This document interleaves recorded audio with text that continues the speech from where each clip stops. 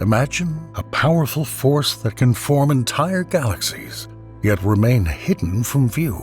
The phenomenon of light trying to escape and time itself warping.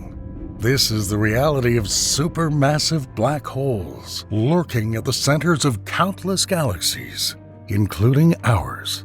But the story doesn't end there. Recent discoveries have confirmed that these cosmic giants are not just passive consumers of matter. They influence the very structure of the universe, driving the formation of stars, shaping the evolution of galaxies, and even playing a crucial role in the creation of planets like Earth. Today, we delve into the hidden mechanisms behind these forces and explore the revolutionary technologies that are finally making these secrets known. What we discover could change our view of the universe forever.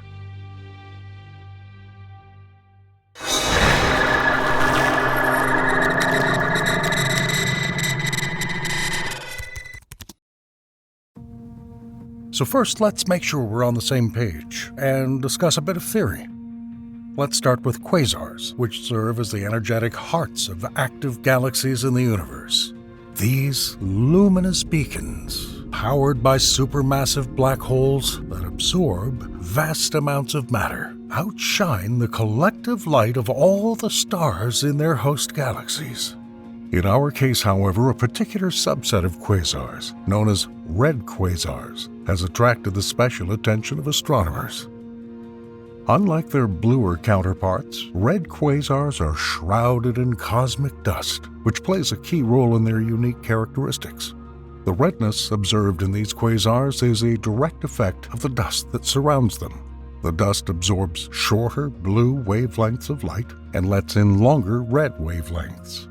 This phenomenon not only changes its appearance, but also enhances radio emission, as shown by recent studies using data from the Dark Energetic Spectroscopic Instrument, or DESI, and LOFAR, which is a low-frequency array.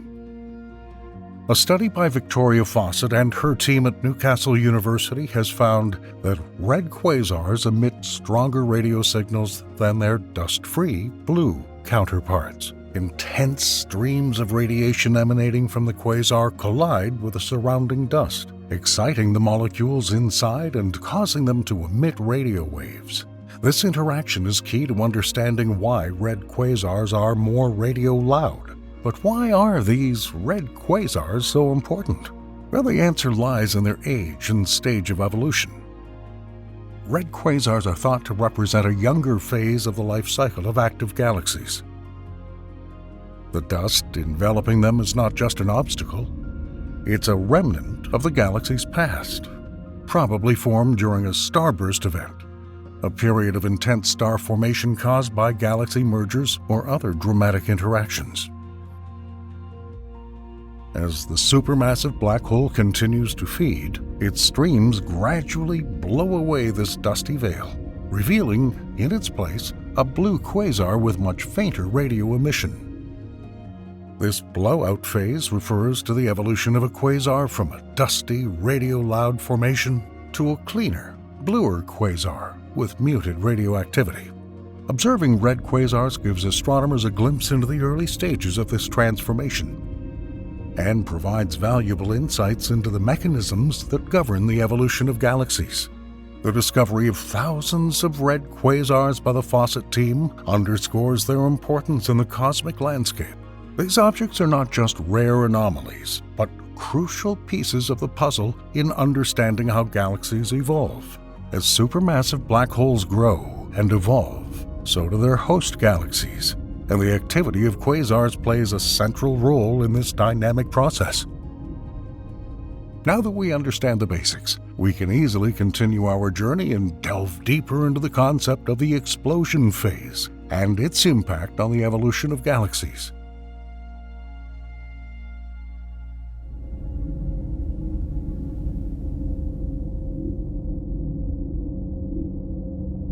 The explosion phase theory provides a deeper look into the life cycle of red quasars at the centers of young, active galaxies. It's believed that this phase represents a critical period in the evolution, when the supermassive black hole at the core begins to clear away the dense clouds of gas and dust that obscure it, transforming the galaxy from a red quasar to a blue one. This theory is based on the enormous force generated by a supermassive black hole that feeds on the material of its accretion disk. Intense gravitational forces within this disk create friction, heating the gas and dust to millions of degrees. This process not only illuminates the quasar, but also results in energy releases that eventually lead to the explosion phase. These streams, consisting of high-speed winds and magnetically collimated jets, act like space brooms, sweeping away surrounding gas and dust. Colliding with matter, these jets generate shock waves that further accelerate the cleaning process. Over time, this cleaning reveals the quasar's interior, reducing the dust content and allowing the quasar to shine more brightly in the optical and ultraviolet wavelengths, a stage we've already discussed and designated as a blue quasar. This theory is supported by observations made with space telescopes. The infrared capabilities of JWST allow astronomers to penetrate through the dust and obtain detailed images and data revealing the dynamics of this explosive phase. In particular, these observations reveal the interaction between the quasar's jets and the surrounding matter, which is consistent with the process of expelling dust and gas from the galactic nucleus. These findings are in good agreement with the predictions of the explosion phase theory, and convincingly prove that red quasars are indeed a transition state. Well, now, as an example, let's go to the news itself. Not for the first time, and here it is again, the James Webb Space Telescope has again opened a new chapter in our understanding of the cosmos. Among its many discoveries, the case of the galaxy ESO 428 G14 stands out. Located about 70 million light-years away, it's an active galactic nucleus, or AGN. A region with a supermassive black hole at its center has a profound effect on the surrounding space. ESO 428 G14 is not just any galaxy. Its AGN is a source of intense radiation spanning the entire electromagnetic spectrum, thanks to a supermassive black hole devouring matter at an extraordinary rate. This phenomenon generates enormous energy, making AGN one of the most luminous objects in the universe. But what has captivated astronomers is the recent discovery of shock features in the swirling clouds of dust and gas surrounding this black hole, an unexpected twist that's changing our understanding of how these cosmic giants interact with their surroundings. The prevailing theory assumed that the energy heating the surrounding dust in the AGN came directly from the supermassive black hole itself. However, the JWST observations revealed something much more intriguing. The energy that heats the dust comes not only from the black hole's intense radiation, but also from violent interactions with jets of gas ejected at near light speeds from the black hole's poles. These jets collide with the surrounding matter, creating what astronomers now call shocks. These impactors have been a revelation. Previously, scientists had argued about how AGNs transfer energy to their surroundings. The discovery that radio jets can do so much damage to the nearby dust and gas was unexpected. This discovery challenges long-standing assumptions and opens new questions about the dynamics of supermassive black holes. The implications of these discoveries are profound. By detecting the interaction between radio jets and the surrounding matter, JWST has provided a clearer picture of how supermassive black holes affect not only their immediate surroundings, but the entire galaxy. These jets, previously thought to be mere byproducts of black hole activity, now seem to play a crucial role in shaping their surroundings, affecting the star formation rate and the overall structure of the galaxy. Thus, this phase is a crucial element in the complex interaction between supermassive black holes and their host galaxies. To better understand the impact of active galactic nuclei on the surrounding space, let's study the feedback mechanisms that govern the interaction between supermassive black holes and their cosmic neighbors.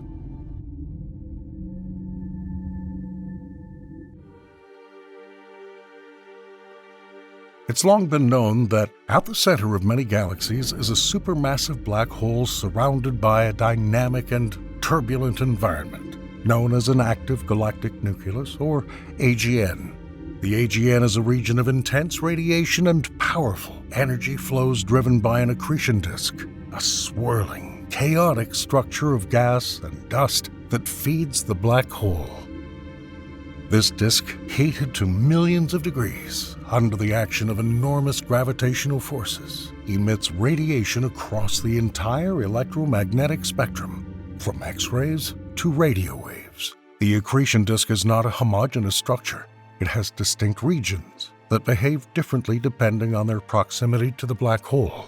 In the inner regions, matter swirls inward at incredible speeds, generating enormous amounts of heat and emitting high-energy radiation. However, recent observations have provided new insights into the outer edges of these disks. For the first time, astronomers have observed the outer edge of an accretion disk, providing a clearer picture of its size and structure. Using the James Webb Space Telescope and Gemini near-infrared spectrograph, the researchers detected emission lines in the near-infrared spectrum from the distant quasar 3Z002. These lines, extended by the Doppler effect, showed the size of the accretion disk, confirming its vastness and the turbulent conditions within it. The study suggests that these emission lines occur when atoms in the disk absorb energy and go into an excited state, eventually returning to a lower energy state and emitting light. The unique double peak profile of these lines, caused by the rotation of the disk, allowed astronomers to measure the size of the disk and gave insight into the behavior of matter under the influence of a supermassive black hole. But the accretion disk is not the only actor in the AGN theater.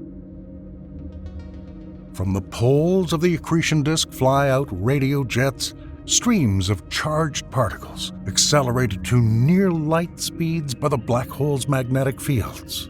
These jets are not just byproducts, they're powerful forces shaping the environment around the AGN.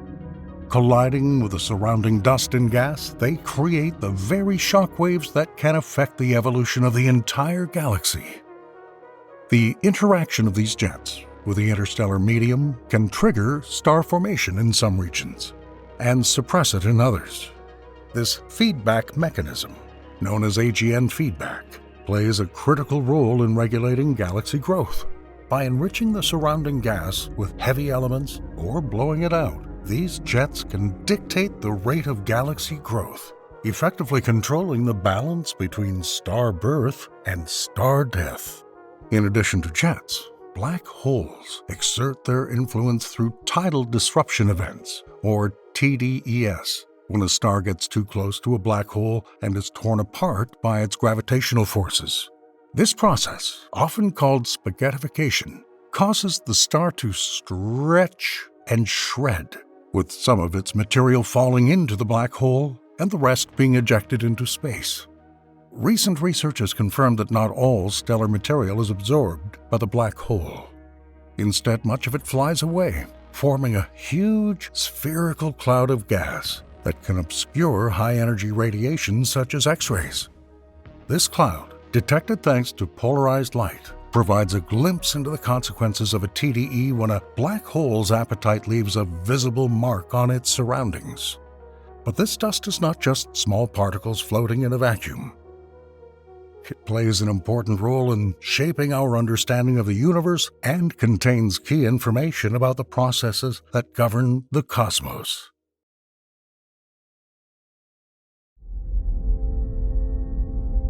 Cosmic dust, often thought of as simple space debris, plays an important role in the complex processes of the universe.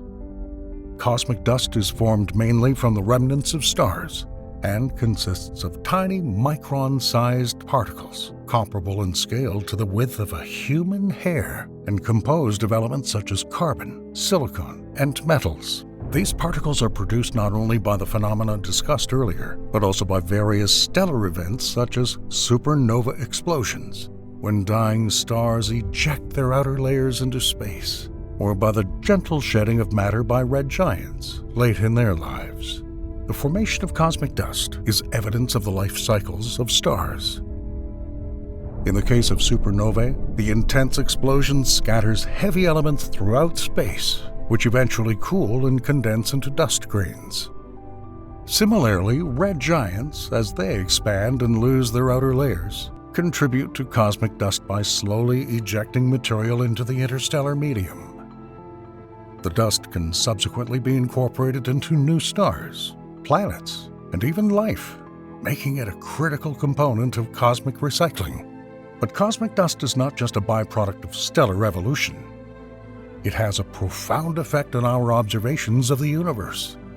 One of the most serious problems created by dust is its ability to obscure our view of celestial objects. Dust particles can scatter and absorb light, especially in the visible spectrum, making it difficult to see through dense clouds in areas such as the centers of galaxies or around active galactic nuclei.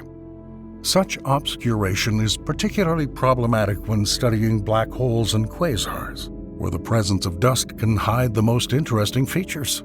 However, as we've already mentioned, JWST, with its advanced infrared capabilities, allows us to penetrate through the visible range of the spectrum. By observing in the infrared, JWST can detect heat emitted by the dust particles themselves, as well as light from objects hidden behind or within the cloud.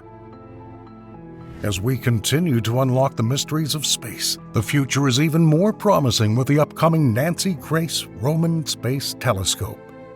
It will launch in 2027 and will complement JWST by offering a wider panoramic view of the universe, capturing infrared images 200 times larger than Hubble, but with the same level of detail.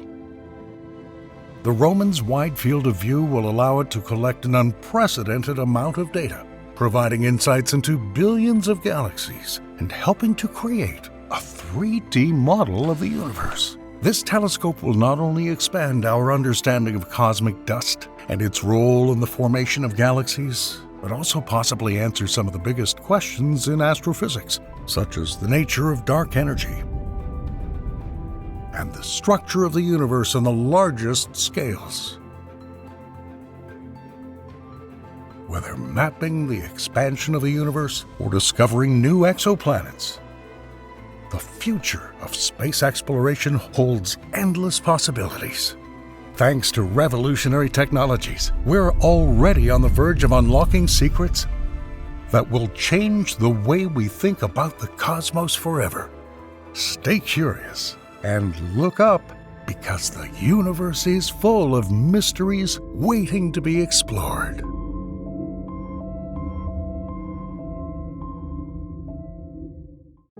The moon has always been a beacon of mystery and wonder, but beyond its radiant beauty and folkloric tales, the moon holds secrets that have eluded us for centuries. Among these mysterious features is the moon's south pole, a region shrouded in perpetual shadow and intense cold, untouched and unexplored by any previous lunar mission. This is the story of Chandrayaan-3, India's daring journey into uncharted territory. Launched on a journey of more than 238,600 miles, Chandrayaan-3 embarked on a mission not just of distance, but of discovery. Its purpose? To unravel the mysteries of the moon's south pole, a place where sunlight barely reaches, an area where the terrain is so treacherous that you have to wade through an endless maze of craters and rocks. Here, in this alien landscape, Chandrayaan-3 sought answers to questions that have puzzled scientists for decades. What lies beneath the surface of this mysterious region? Do earthquake-like tremors shake this silent world? And the most exciting question is whether water, the elixir of life, exists here in the form of ice. When Chandrayaan-3 ventured beyond Earth, it carried with it the aspirations of a nation and the curiosity of the world. Its primary goal was clear, yet challenging: to achieve a soft landing near the moon's south pole, a feat that had never before been accomplished. From the busy Mission Control Center of the Indian Space Research Organization, a team of dedicated scientists and engineers piloted this ambitious mission. Their expertise helped Chandrayaan-3 traverse the space void, overcoming the challenges of lunar orbit insertion and descent. The south pole of the Moon is a landscape unlike any other. Here, the terrain is a patchwork of craters and mountains, many of which are shrouded in perpetual darkness. The challenge was not just to land, but to land safely in an area where the terrain is unforgiving and most slopes are quite steep. When the Vikram landing module separated from the orbiter, it began its descent. The landing module, equipped with advanced sensors and engines, began its perilous journey to the surface of the Moon.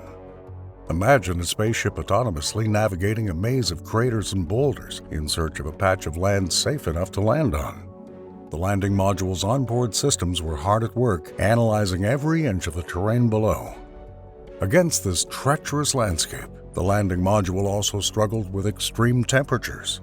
The Moon's south pole is a place of stark contrasts. The sun barely rises above the horizon, while shadows hide frigid temperatures that can drop to minus 382 degrees Fahrenheit. As the landing module made its final approach, the hearts in the Flight Control Center beat harder.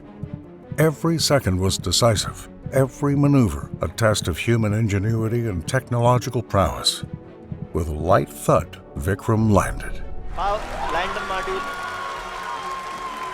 marking an historic moment not only for India, but for lunar exploration in general. In the silence of the Moon's south pole, Chandrayaan-3 began its mission of exploration and discovery. So, after the historic landing of Chandrayaan-3, a new chapter in lunar exploration began. The mission's goal was to maximize the study of the Moon's characteristics, especially its elusive exosphere and ionosphere, and to establish the range of temperature variations just beneath its surface. The lunar exosphere, the thin layer of gases surrounding the Moon, holds the key to the satellite's past and present. Unlike Earth's robust atmosphere, the Moon's exosphere is so rarefied that it almost resembles a vacuum. The Chandrayaan-3 instruments, developed using the latest technology, are designed to measure the density and composition of this elusive layer. In addition to the exosphere, the mission delved deeper into the Moon's ionosphere. This layer, formed by solar energy ionizing atoms in the exosphere, plays a crucial role concerning lunar communication and navigation. The Chandrayaan-3 measurements were designed to provide unprecedented information on the density and behavior of the ionosphere, which is important for future lunar missions and potential human habitats.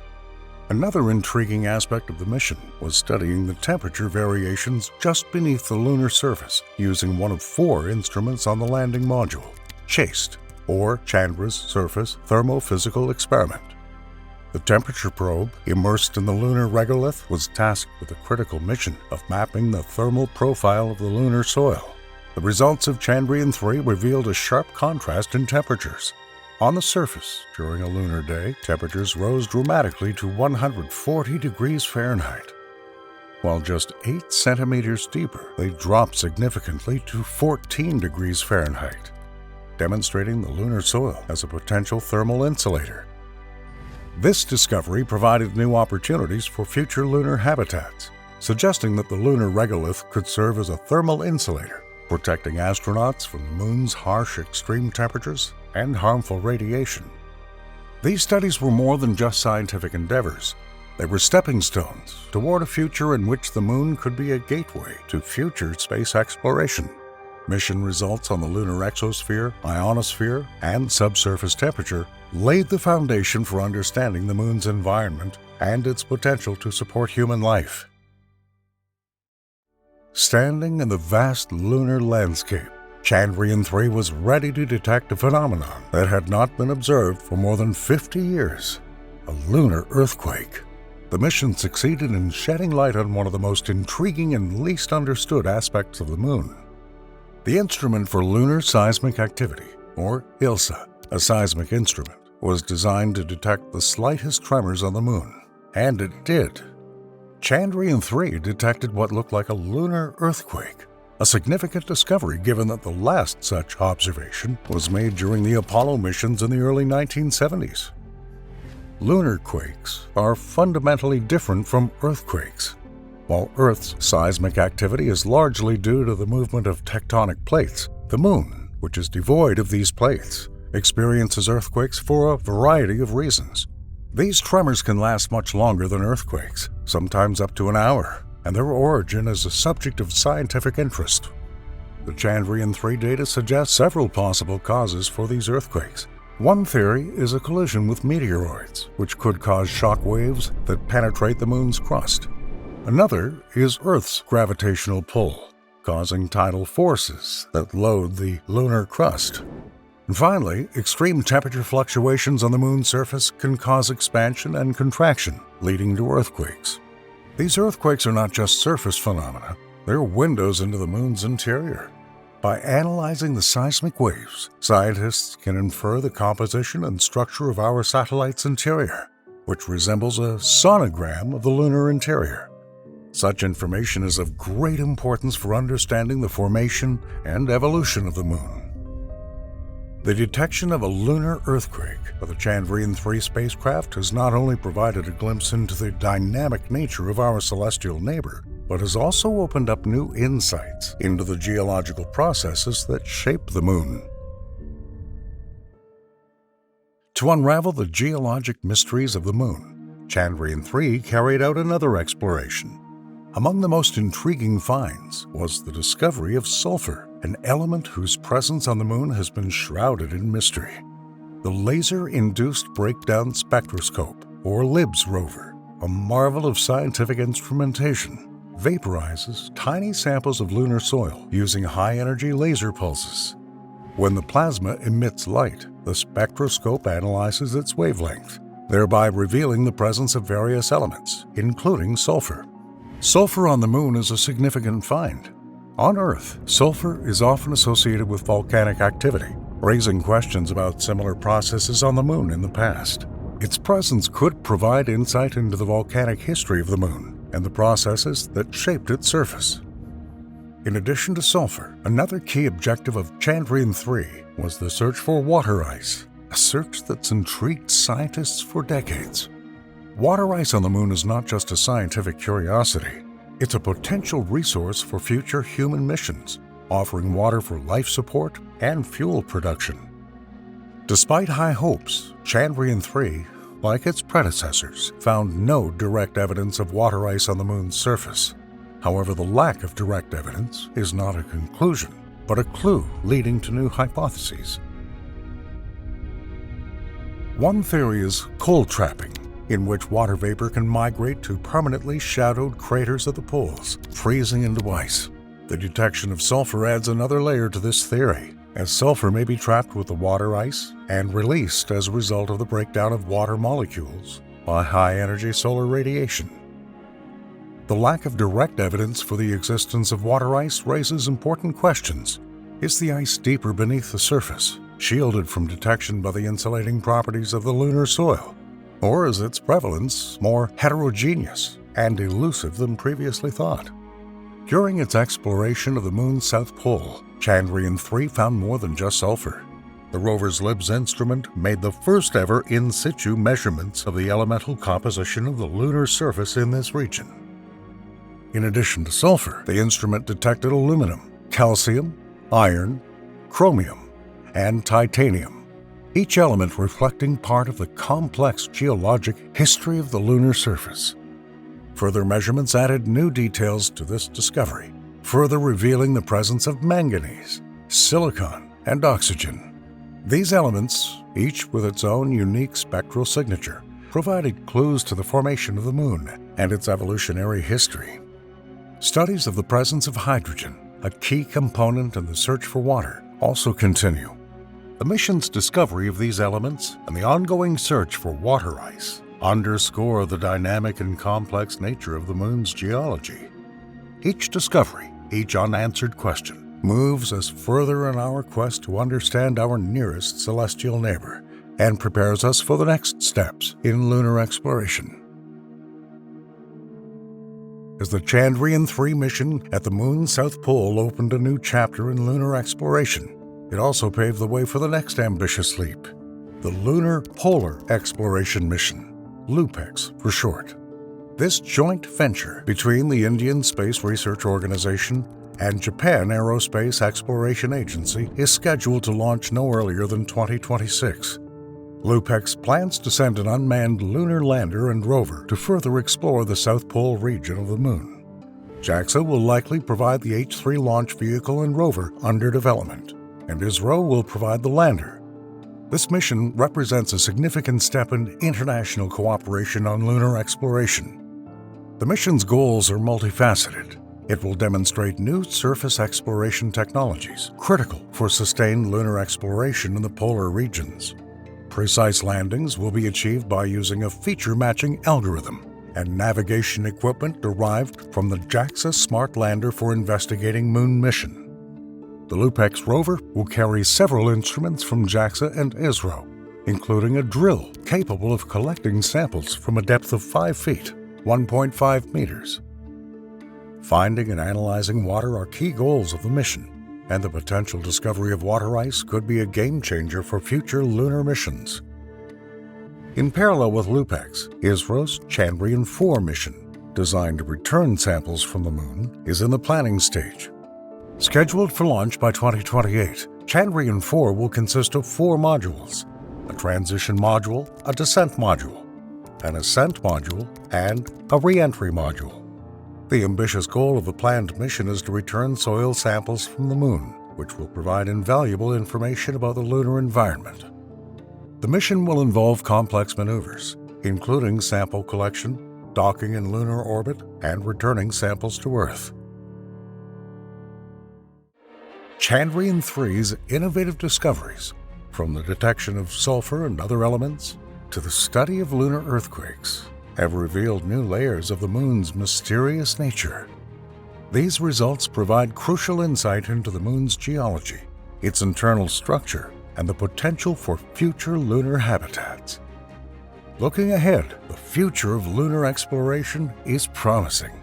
Missions like LUPEX and Chandrayaan-4, building on the legacy of the previous ones, will continue to explore the mysteries of the Moon. India's role in these endeavors is not only that of a participant, but also that of a pioneer. Such events truly inspire us to look beyond the boundless mysteries of the cosmos.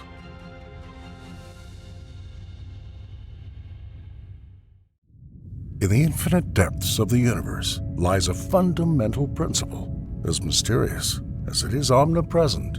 This force governs the very fabric of existence, yet remains elusive to the casual observer. This is the story of entropy, a concept that reveals the hidden order in the apparent chaos of the cosmos. Here on Earth, entropy is evident in every rustling leaf, every rolling wave, and every moving cloud. It's the quiet organizer of natural processes, from the simplest to the most complex. But what is entropy really? It's a phenomenon often misunderstood as an ordinary disorder, but it's more than that. Entropy is a transformation, a movement from order to disorder, from concentration to dissipation. This is exactly why your coffee gets cold, why the ice melts, why the scent of flowers dissipates in the air. So let us understand how an order is hidden in what appears to be chaos, and how does this mysterious force shape our entire environment, from the smallest particle to the largest galaxy, and even the very course of life itself.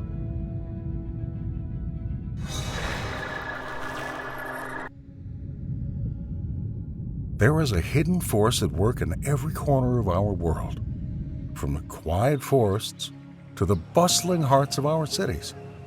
This force, often unnoticed, plays a key role in the great work of the universe. Imagine a dewdrop on a leaf, shimmering in the morning sunlight. As the sun rises, the dewdrop slowly disappears, and its particles disperse into the air.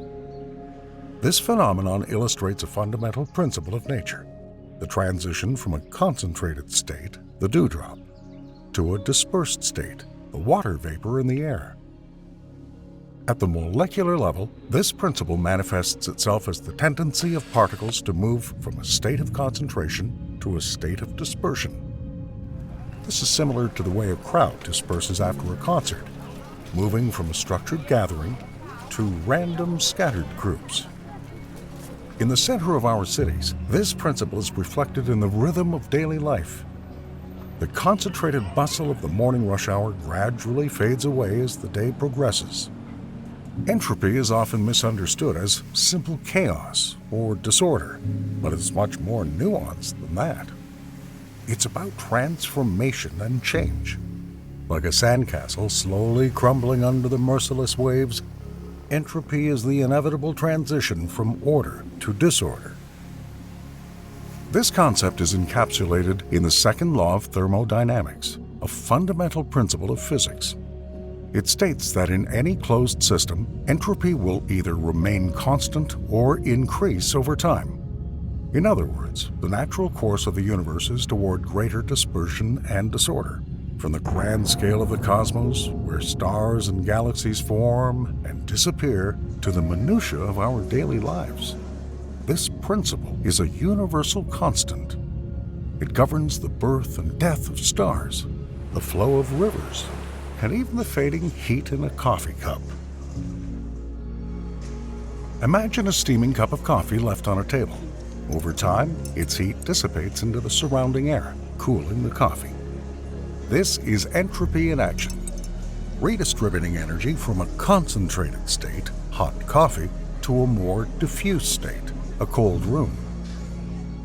Or take an ice cube melting on a warm day. The structured, solid form of ice turns into a puddle of water, whose molecules are free to move. This transition from a solid, ordered state to a fluid, disordered state is a classic example of increasing entropy. In every aspect of our universe, this quiet but relentless force is always present, subtly directing the flow of energy and matter. As we delve deeper into the theory, it's crucial to go back in time to the era when the concept first emerged. The history of entropy is intertwined with the minds of some of the most brilliant scientists in history. Our narrative begins with Sadi Carnot, a French physicist often referred to as the father of thermodynamics. In the early 19th century, Carnot was fascinated by the efficiency of steam engines, the driving force behind the Industrial Revolution. His research laid the foundation for the laws of thermodynamics, which were later incorporated into the concept of entropy. Carnot's visionary work described how heat engines work and focused on how energy is transferred and transformed. His theories have played a crucial role in understanding the dynamics of energy flow within systems. The next key figure in our story is Rudolf Clausius, a German physicist. Clausius was the one who introduced the term entropy in the mid-19th century.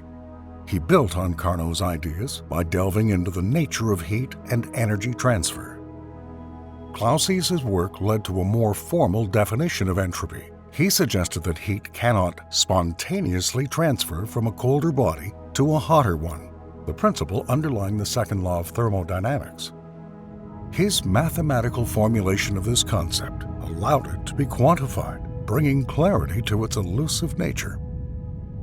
Another giant in this field was Ludwig Boltzmann, an Austrian physicist. Boltzmann's contributions in the late 19th century brought a statistical approach to thermodynamics. He linked the microscopic behavior of atoms and molecules to macroscopic properties of matter, such as temperature and entropy. Boltzmann's work was groundbreaking. He showed that entropy can be understood as a measure of disorder at the molecular level. His famous formula, S equals K log W, where S is entropy, K is Boltzmann's constant, and W is the number of microstates, gave a profound insight into the nature of this phenomenon. The legacy of these pioneering scientists is immense. Their collective work laid the foundation for modern thermodynamics and statistical mechanics, fields that continue to evolve and shape our understanding of the universe.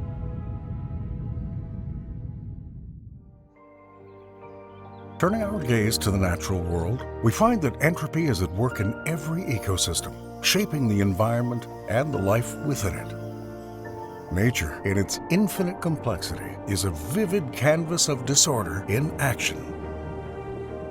Consider a fallen tree in the forest. Over time, it undergoes a remarkable transformation. Microorganisms, insects, and fungi break it down, returning nutrients to the soil. This process of decay and renewal is a manifestation of our principle, reflecting the cycle of life and death in nature. Rivers are also agents of entropy. They constantly change the landscape, cutting through rock and soil, and redistributing sediments from the mountains to the sea. This relentless movement and transformation of matter is a classic example of the role of this principle in geophysical processes. Weather is another area in which chaos plays a crucial role. Cloud formation, rainfall, snowmelt. These are all processes driven by the distribution and redistribution of energy in the atmosphere on a global scale. In the oceans, entropy is manifested in the life cycles of marine ecosystems. Coral reefs, for example, thrive on the delicate balance of nutrient cycles, temperature, and ocean currents governed by the principles of energy flow. Photosynthesis, the process by which plants convert sunlight into energy, is another interesting example. Here, the entropy principle plays a role in converting solar energy into chemical energy, a process fundamental to life on Earth. From the tiniest interactions of microscopic organisms to the grandeur of ecological systems, this fundamental force is the invisible conductor of the natural world. It is the underlying principle that nurtures the beauty and dynamism of our planet.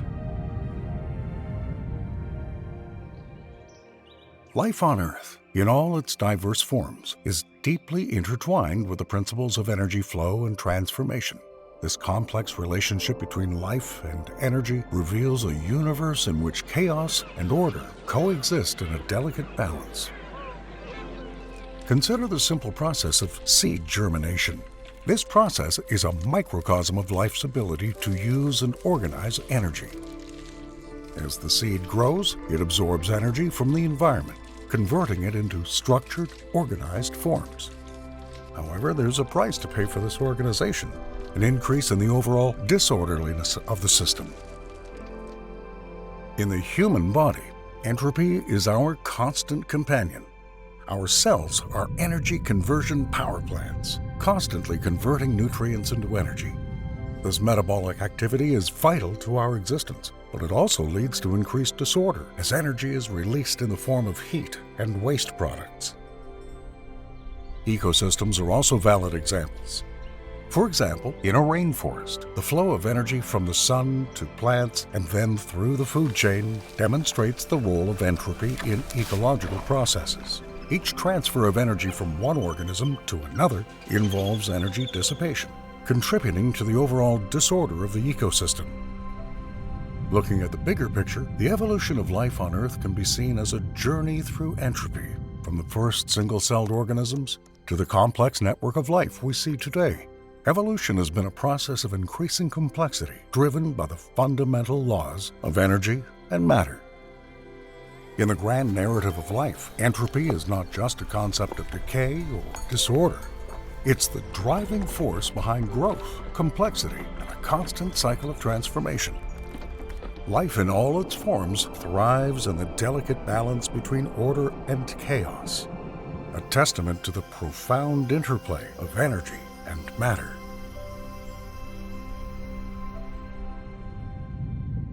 In the cosmic arena, the principles governing entropy show a universe in constant motion, a stage in which stars are born, live, and die in a great cycle of energy transformation. Star formation is a process of remarkable energy dynamics.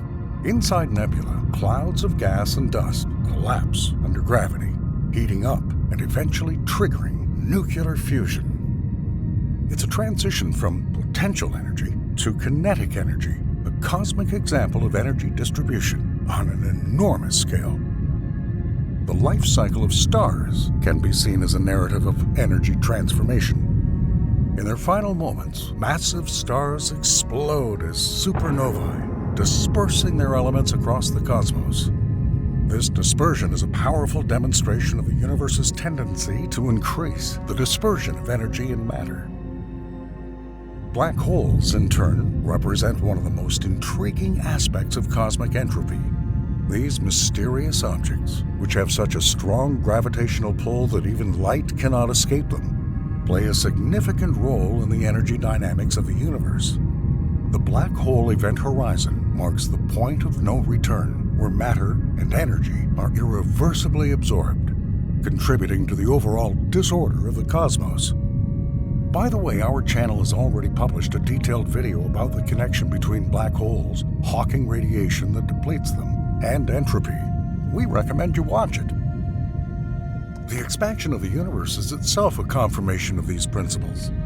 Galaxies are diverging, energy is becoming more evenly distributed over vast space, and the fabric of the cosmos is stretching, all of which indicate that the universe is evolving toward a state of higher dispersion. The cosmic microwave background radiation, the afterglow of the Big Bang, provides a glimpse into the early universe. As we know, this radiation is a remnant of a time when the universe was hot, dense, and in a lower entropy state. Paradoxically, as the universe expanded and cooled, its randomness increased. And this is what led to the inevitable formation of the complex structures we see today. One of the most profound consequences of these cosmic processes is the concept of the heat death of the universe. In this scenario, the universe reaches a state of maximum entropy, where all energy is distributed so uniformly that further energy transformations become impossible. This is a future in which the universe is cold, dark, and devoid of the energetic dynamics that drive cosmic evolution. In this vast cosmic action, the flow and transformation of energy shapes not only the stars and galaxies, but also the very destiny of the universe. It is a continuous process of creation, transformation, and ultimately, disintegration. In the modern world, the concept of entropy has transcended its scientific origins, finding applications in a variety of fields, but subject to common misconceptions. Currently, entropy plays a crucial role in the development of advanced technologies. In the field of renewable energy, a thorough understanding of this concept is essential to improve the efficiency of solar panels, wind turbines, and energy storage systems. This knowledge greatly helps in optimizing the conversion of natural energy sources into usable energy. In the field of information theory, entropy has acquired a new meaning. It represents a measure of uncertainty or randomness in a system. This concept is crucial in data encryption and compression, where controlling and predicting information patterns is essential. Despite its scientific importance, entropy is often misinterpreted. A common misconception is to equate entropy solely with disorder or chaos. Meanwhile, while the definition that entropy leads to an increase in disorder is correct, it is worth clarifying that we're talking about the distribution of energy and the probability of certain states. Another misconception is the notion that entropy can be reversed or overcome. In popular culture, we see images of time reversal or spontaneous assembly of objects. However, according to the second law of thermodynamics, in a closed system, entropy can only increase or remain constant. Modern physics research is considering its impact on quantum mechanics, the behavior of black holes, and the ultimate fate of the universe. Beyond theoretical physics, entropy has practical applications in environmental science, engineering, and urban planning. It helps to model climate change, design sustainable systems, and understand urban development patterns. The future will undoubtedly bring new challenges and opportunities, and our understanding of this phenomenon will be critical in addressing them. Whether it is advancing technology, exploring space, or managing our planet, and conserving its resources. Entropy remains a fundamental concept that will continue to define our journey into the unknown.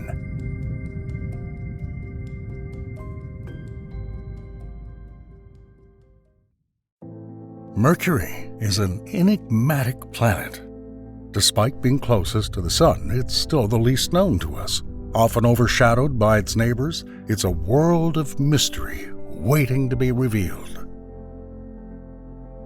What if Mercury isn't what we thought it was? Recent discoveries indicate that this planet is more dynamic and complex than anyone imagined. From shrinking landscapes to mysterious blue troughs, Mercury is challenging everything we know about it. Imagine a planet rushing around the Sun at breakneck speed, a world so close to the solar furnace that it's hard to even get close to it. Few missions have dared to visit this elusive world, and those that have discovered only glimpses of its secrets. However, a new mission, Bepi Colombo, promises to unlock mysteries that have puzzled scientists for decades. Already we're seeing things that defy explanation, strange features, unexpected phenomena, and hints of a story yet to be told. Mercury's X-ray auroras, its changing topography, and its hidden interior all suggest that the planet is far more intriguing than we ever thought. Prepare to see Mercury in a whole new light.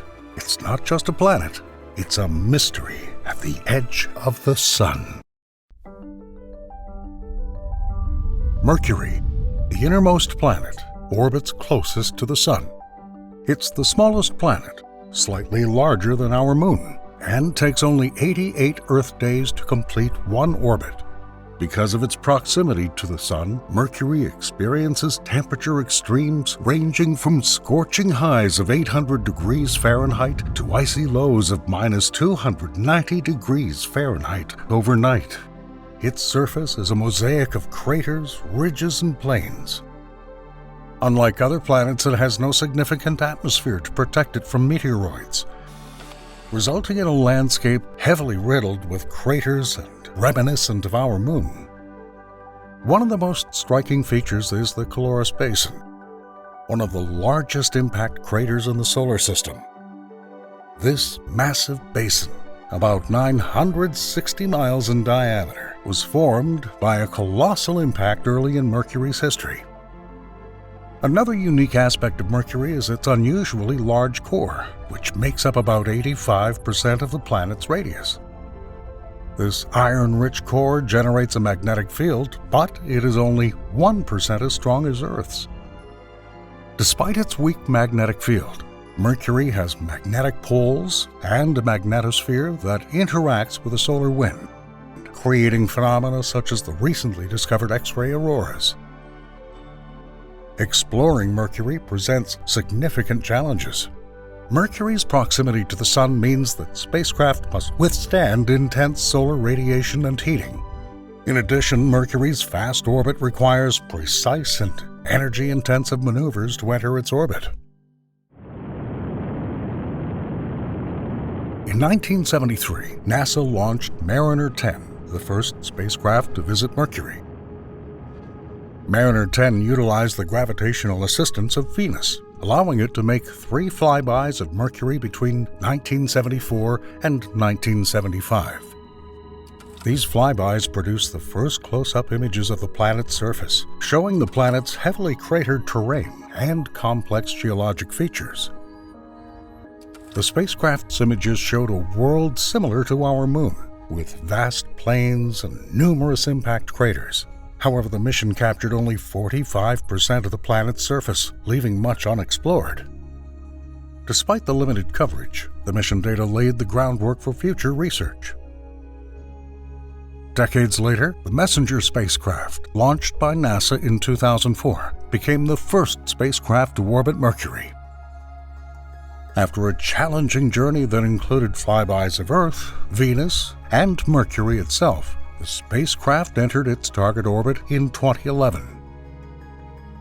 During its 4-year mission, Messenger made more than 4,000 revolutions around the planet, collecting a wealth of data on the planet's surface, composition, and magnetic field. MESSENGER showed Mercury's surface in unprecedented detail, mapping almost the entire planet. It revealed volcanic plains, evidence of past tectonic activity, and gave a glimpse of the planet's thin exosphere. One of the most surprising discoveries was the presence of water ice in permanently shadowed craters at Mercury's poles, even though the planet is close to the Sun. Building on the successes of Mariner 10 and MESSENGER, the Bepi-Colombo mission represents a significant step forward in Mercury exploration. The mission is a joint effort between the European Space Agency and the Japan Aerospace Exploration Agency. Launched in 2018, Bepi-Colombo should provide comprehensive data on the geology, atmosphere, magnetosphere, and history of Mercury.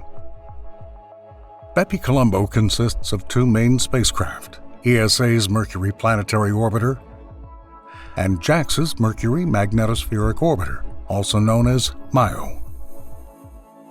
Together, these spacecraft will study the planet from different perspectives, offering a holistic view of its evolution and environment. The mission's journey to Mercury will be long and complex, involving many gravity assist systems. Bepi-Colombo has already made flybys of Earth in 2020 and Venus in 2020 and 2021. It will make 6 flybys to Mercury before entering orbit in December 2025. These flybys are critical to adjust the spacecraft's trajectory and slow it down enough to be captured by Mercury's gravity. The goals of Bepi-Colombo are ambitious. The mission should map the planet's surface in high resolution, analyze its composition, and study the magnetic field and magnetosphere. It will also study the planet's exosphere and search for evidence of past volcanic and tectonic activity. By comparing data from both orbiters, scientists hope to gain new insights into the formation and evolution of Mercury, as well as its mysterious magnetic field. So since its launch in 2018, Bepi-Colombo has been steadily approaching Mercury, making a series of flybys that have already yielded significant results. These preliminary observations provide new insights into Mercury's complex geology and dynamic environment. One of the key contributions of the mission was the detailed mapping of Mercury's surface. The spacecraft discovered many previously unknown craters, each telling a different story of the planet's turbulent past. Among them are impact basins that show the scars of ancient collisions, shedding light on the early chaotic period of the solar system. One of the mission's most intriguing discoveries is the detection of X-ray auroras around the planet. Unlike visible terrestrial auroras, Mercury's auroras are detected in the X-ray spectrum. This phenomenon was first hinted at by the MESSENGER mission, and now it's been confirmed by Bepi-Colombo. These X-ray auroras are caused by the interaction between Mercury's magnetic field and the solar wind, a stream of charged particles emitted by the Sun. When these particles collide with the planet's surface, they generate X-rays, causing a faint but scientifically valuable glow.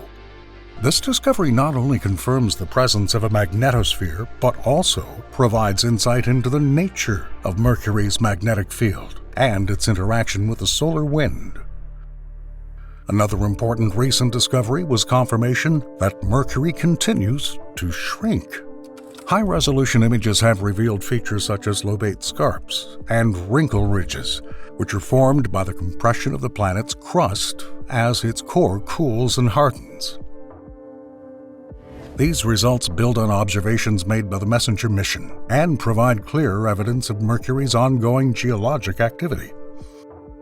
The planet's compression has caused its radius to shrink by several kilometers since its formation, creating stress cracks on the surface that manifest themselves as ridges and cliffs.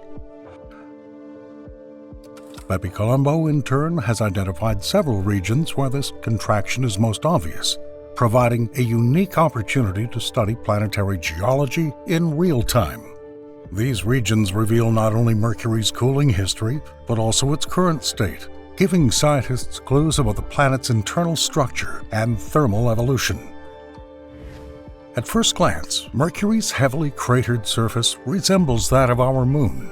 Both bodies are riddled with impact craters, indicating a long history of collisions with asteroids and comets.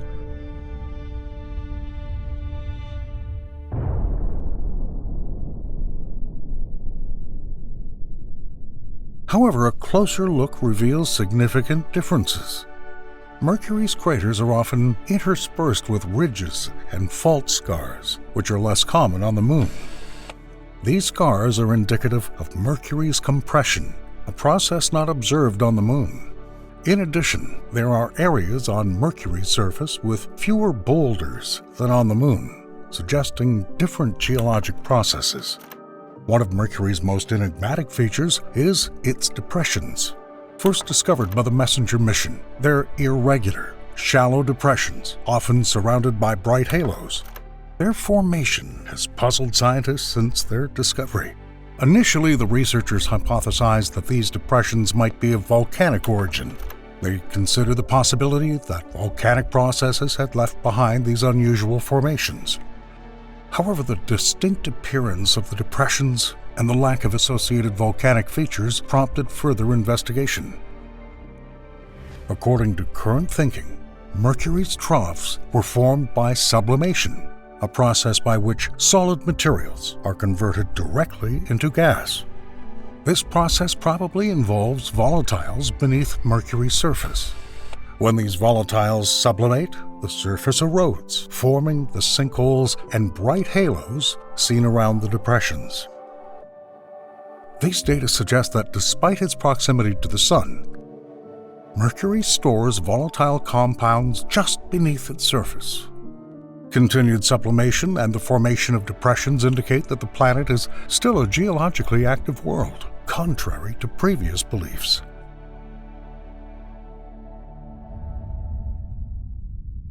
Mercury's proximity to the Sun and the extreme temperatures of its surface led scientists to believe that it was devoid of volatile compounds. However, recent discoveries have dramatically changed this view. High concentrations of sulfur, chlorine, sodium, and potassium have been found on Mercury's surface that indicate the presence of volatile-rich layers extending several kilometers deep. The discovery of sublimation depressions with a flat bottom and bright interior and halo indicates the existence of volatiles beneath Mercury's surface. These depressions form when volatile materials sublimate, causing the surface to erode into sinkholes. This ongoing geologic process suggests that Mercury is still losing volatiles, which changes our understanding of its geologic history and activity. Sublimation leads to another very fascinating event occurring on the planet: its sodium tail. Observations have shown that Mercury emits a tail of sodium atoms, making it, in a sense, similar to a comet. This phenomena is caused by solar radiation and solar wind, throwing sodium atoms from Mercury's surface into space. The sodium tail extends millions of miles into space, and it's a clear indicator of the ongoing release of volatiles from the planet's surface. This tail is not visible to the naked eye, but can be detected with specialized instruments, allowing us to learn much about Mercury's exosphere and the processes that contribute to its formation. Interestingly, the volatile content of Mercury has been compared to some of the most extreme environments on Earth, such as the Atacama Desert in Chile. Both regions have high concentrations of salts and other volatiles, despite very different environmental conditions. The Atacama Desert is known for its extremely dry conditions and high salt content, which support unique extremophiles, organisms that thrive in extreme conditions. Research indicates that similar conditions may exist beneath the surface of Mercury, where salts and other volatiles can create niches for potential microbial life, albeit under much more extreme conditions. Extremophiles in the Atacama Desert survive in highly saline and dry conditions, suggesting parallels with potential habitats on Mercury. These microorganisms have adapted to live in niches with minimal water and high salt concentrations, suggesting that life could potentially exist in similar conditions on Mercury. if Mercury has a volatile-rich subsurface. It's also possible that this environment could provide the necessary conditions for life, at least in microbial form. The presence of halides and other salts could lead to the formation of liquid water through a process of deliquescence, where salts absorb moisture from the atmosphere, even in small amounts, potentially supporting microbial communities. The origin of Mercury has long puzzled scientists. According to traditional theories, it formed not far from its current position. However, a considerable amount of recent research agrees that Mercury could have started its journey much farther from the Sun. One of the leading theories is planetary migration, where, early in the history of the solar system, gravitational interactions caused significant shifts in planetary orbits. Mercury could have formed in the outer regions of the solar system, rich in volatile matter, and migrated inward over time. Evidence in favor of this theory comes from Mercury's unusual density and its large iron-rich core. According to recent studies, Mercury's core is about 85% of its radius, which is much larger than any other terrestrial planet. Some scientists speculate that Mercury was once a much larger planet, similar in size to Mars, with a thick mantle and crust. A catastrophic collision with another large body could have stripped Mercury of most of its outer layers, leaving behind a dense core and thin mantle. This hypothesis would explain Mercury's high density and the presence of high levels of some elements, such as thorium and potassium, that are commonly found deep in planetary interiors. The giant impact theory is supported by Mercury's geologic features. The planet's surface is marked by impact craters and basins, such as the Caloris Basin, one of the largest impact structures in the solar system. This collision theory is consistent with observations of other celestial bodies and their histories. Similar collisions are thought to have led to the formation of the Moon and caused significant changes in other planets, suggesting that Mercury's history may be part of a larger pattern of planetary evolution in the solar system. The discovery of bainite, a rare type of volcanic rock on Mercury, is also intriguing evidence. Bonanite is typically rich in magnesium and low in other elements, indicating that it formed under special conditions associated with high temperatures and pressures. Geologists have found similar rocks in Cyprus, suggesting a common formation process. They appear white in the images because bonanite oxidizes in Earth's oxygen-rich environment. These terrestrial analogs provide insight into Mercury's volcanic history and support the idea that its mantle has undergone significant melting and differentiation.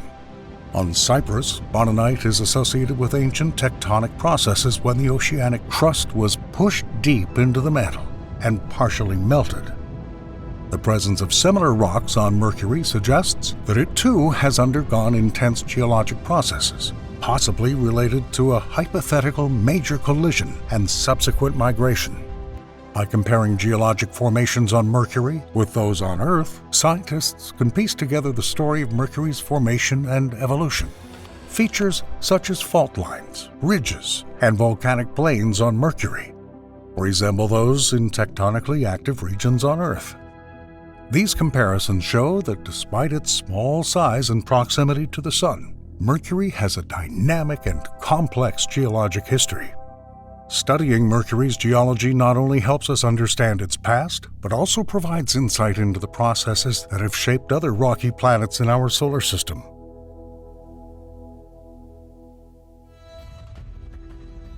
As Bepi Colombo approaches its destination, scientists are looking forward to the vast amount of data it will provide. The mission's expected to provide detailed maps of Mercury's surface, study its magnetic field, and provide new information about its geologic history.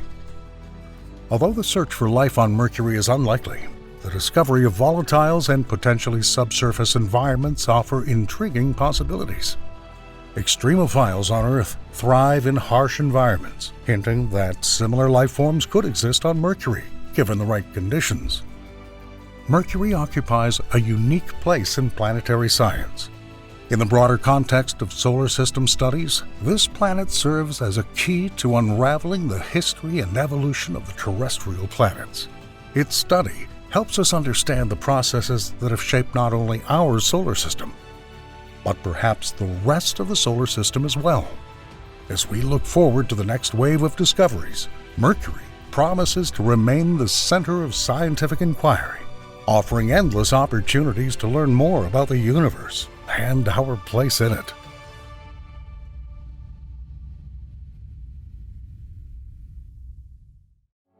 Beyond the reach of traditional microscopes and within theoretical physics lies a frontier not so much of remoteness as of possibility and understanding.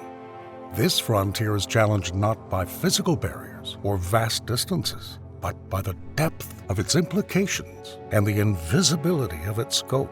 Welcome to the quantum realm, where the building blocks of technology and reality behave quite differently from anything we have encountered in our macroscopic world. Quantum mechanics is a phrase that excites the intellect and baffles the mind with its strangeness. Here, particles can exist in several places at once. They can spin in opposite directions at the same time. They can be entangled in the vastness of space, acting in concert with no apparent connection. These bizarre behaviors are at the heart of a technology that could revolutionize our world. Quantum computing. In the heart of this technological storm lies a concept so revolutionary and yet so elusive that it challenges our very perception of information and reality. By traveling the quantum frontier, we enter a space where information is not just processed, but exists in states that defy classical logic. Here, quantum bits, or qubits, can store many possibilities at once, compared to the simple bits of today's digital devices. But how to preserve information in a system that loses its essence at the slightest interaction with the environment? And scientists may have some answers to that question, because quantum mechanics does more than just redefine computing. It encourages us to rethink the cosmos, intertwining with the fabric of space and time in enigmatic phenomena such as black holes. These cosmic anomalies are not mere objects, but the key to understanding the quantum puzzles that hold the secrets of the universe's information storage and retrieval systems. Join us on our expedition, an expedition to the frontier of quantum mechanics exploration that may ultimately redefine the meaning of computing, data protection, curing disease, and perhaps understanding the very fabric of reality itself. So you and I are gradually entering a new era of computing that transcends the binary landscape of classical computing, where data is processed as a straight series of zeros and ones. In contrast, quantum computing works with qubits, which can embody zeros, ones, or both at the same time, utilizing special properties of quantum mechanics to perform complex computations at unprecedented speeds. However, the quantum world is as fragile as it is powerful. One of the main challenges in developing quantum computers is creating and maintaining quantum memory. You see, unlike classical digital memory, which can reliably store information and retrieve it at will, quantum memory is extremely fragile. Any interaction with the external environment can cause quantum information, known as quantum states, to decohere, that is, erase the stored data. This is like trying to hold a spinning coin on its edge. This susceptibility stems from the fundamental nature of quantum memory. It's not simply a matter of storing data, but of preserving complex quantum states, which are the basis of the potential of quantum computing. Herein lies the paradox at the heart of quantum computing, the no-cloning theorem. This theorem is a unique rule of the quantum world and states that it's impossible to create an exact copy of an unknown quantum state. In the everyday world, if you want to prevent data loss, you can make copies of it. But in quantum computing, it's impossible to make an exact copy of a qubit containing unknown information. This rule is a serious obstacle because it means that traditional methods of data protection and error correction, such as backups, simply don't work in the quantum domain. Engineers and physicists are now tasked with developing innovative strategies to combat these problems. They're using quantum error correction techniques that involve entangling qubits, linking them together in complex ways, and allowing the system to detect and correct its own errors without having to directly measure the quantum state. These methods don't just preserve information, they preserve the very essence of quantum behavior. But how can the very gravity wells where not even light can penetrate and quantum computing be related, you might ask? The intriguing connection between black holes and the burgeoning field of quantum computer science begins with one deep mystery they share in common. Stephen Hawking and Jacob Bekenstein, two titans of theoretical physics, once proposed groundbreaking ideas about black holes that have profound implications for modern quantum computing. In a thought experiment, Hawking hypothesized the black hole information paradox, which poses a profound dilemma. What happens to information when it falls into a black hole? Does it disappear forever, or does it persist in some form? This question is analogous to quantum computing's problems with data integrity and loss. Just as information must be preserved when it crosses the event horizon of a black hole, quantum information must be preserved in the unstable environment of a quantum computer. So how much information can a black hole store? Bekenstein in turn presented the concept that the entropy of a black hole, in fact its information content, is proportional not to its volume, as one might expect, but to the area of its event horizon. But how can a surface store information, you may ask? After all, you need some kind of structure. You need atoms or something else that can store bits of information. Well, it turns out that you can calculate that a black hole stores information in bits. The amount of information is equal to the surface area of the event horizon in Planck square units.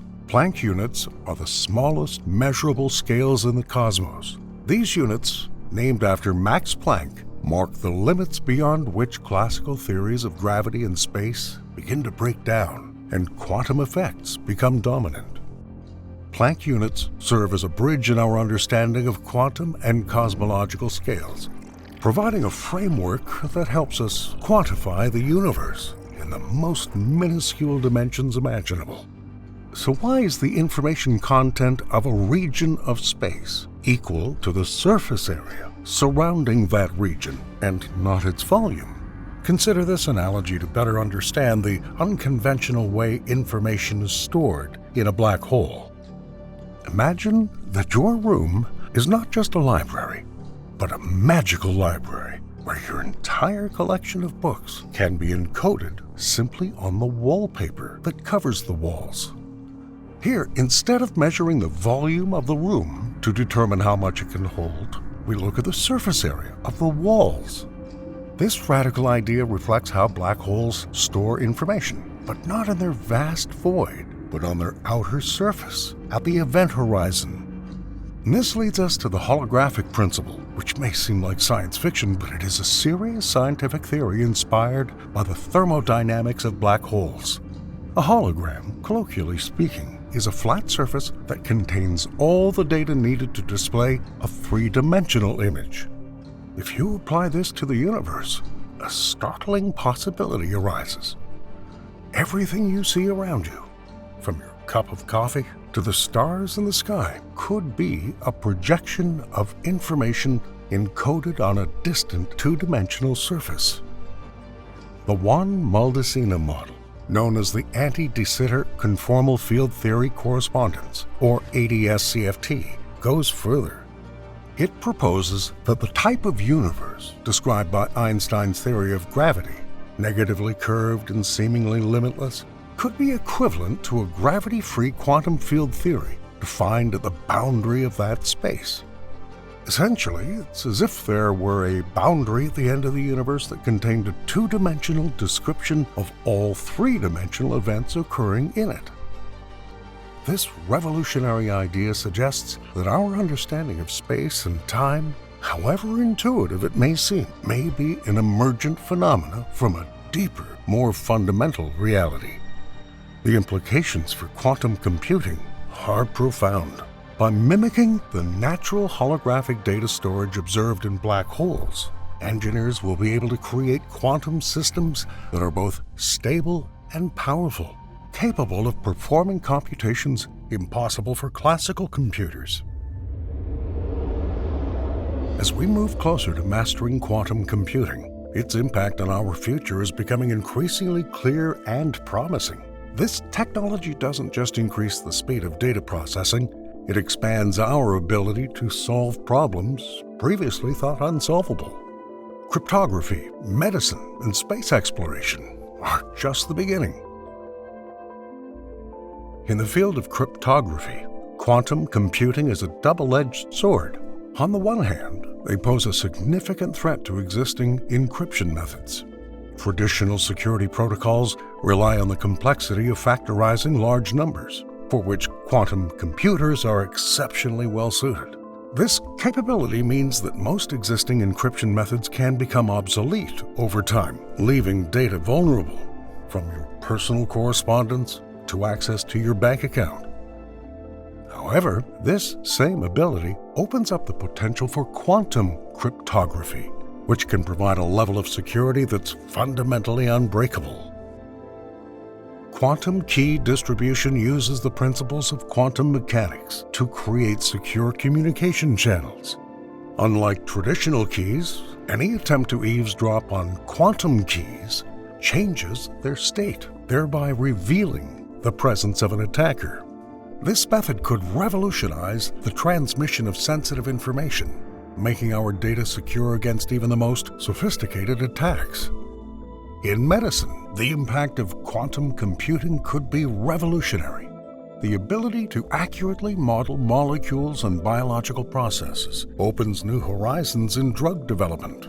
Currently, the development of new drugs is a long and expensive process, often taking more than a decade. Quantum computers can significantly speed up this process by predicting the properties of complex molecules and their interactions with the human body more accurately than ever before. One interesting example is the use of quantum computing to develop treatments by modeling the human lung on a chip. This innovative approach, developed by a Swiss startup, uses quantum computing to model human lung cells on a microchip. These cells can be mechanically activated to mimic the behavior of a real lung, allowing researchers to observe how drugs interact with human tissue in real time. Imagine a world in which we can model the human body in minute detail on quantum computers, creating digital twins that doctors can use to test treatments tailored to each patient. This approach could not only speed up the development of new drugs, but also improve their efficacy and safety many times over. It represents a shift towards more personalized medicine, where treatments are optimized for each patient's unique genetic characteristics. Beyond healthcare, quantum computing also promises to revolutionize energy efficiency across sectors. Its ability to solve complex logistical problems and optimize systems can lead to more efficient use of resources. For example, quantum algorithms have already improved cargo movement at the Port of Los Angeles, increasing throughput and reducing energy consumption. Space exploration can also benefit greatly from quantum computing. Navigating vast expanses of space requires processing vast amounts of data for trajectory alignment, system diagnostics, and life support management. Quantum computers could improve the ability of spacecraft to perform these tasks autonomously, making deep space missions more feasible. In addition, quantum technologies can improve our ability to predict and understand space weather, protecting astronauts from harmful radiation, and preserving critical satellite infrastructure. Research into black holes and quantum mechanics is not just a theoretical fad, it's shaping the very tools we expect to revolutionize our future. The insights gained from studying these cosmic mysteries are helping to inform and advance algorithms that will one day be able to manage our data, cure our diseases, and even guide our research into the uncharted reaches of the cosmos. So, quanta, in simple terms, are the smallest possible units of any physical property involved in an interaction, such as energy or matter, such as particles and photons. In classical physics, everything seems smooth and continuous, but at the quantum level, things like energy move in tiny, discrete packets, i.e. quanta, and that's why there are quite a few different methods of quantum computing, each exploring unique approaches to using these tiny units to generate enormous computing power. One of the leading techniques in current quantum computing research involves superconducting circuits. Companies such as Google, IBM, and Rigetti are investing heavily in this technology, which uses supercooled circuits to minimize energy loss and maximize efficiency. These circuits operate at temperatures near absolute zero, allowing quantum states to persist long enough to perform complex computations.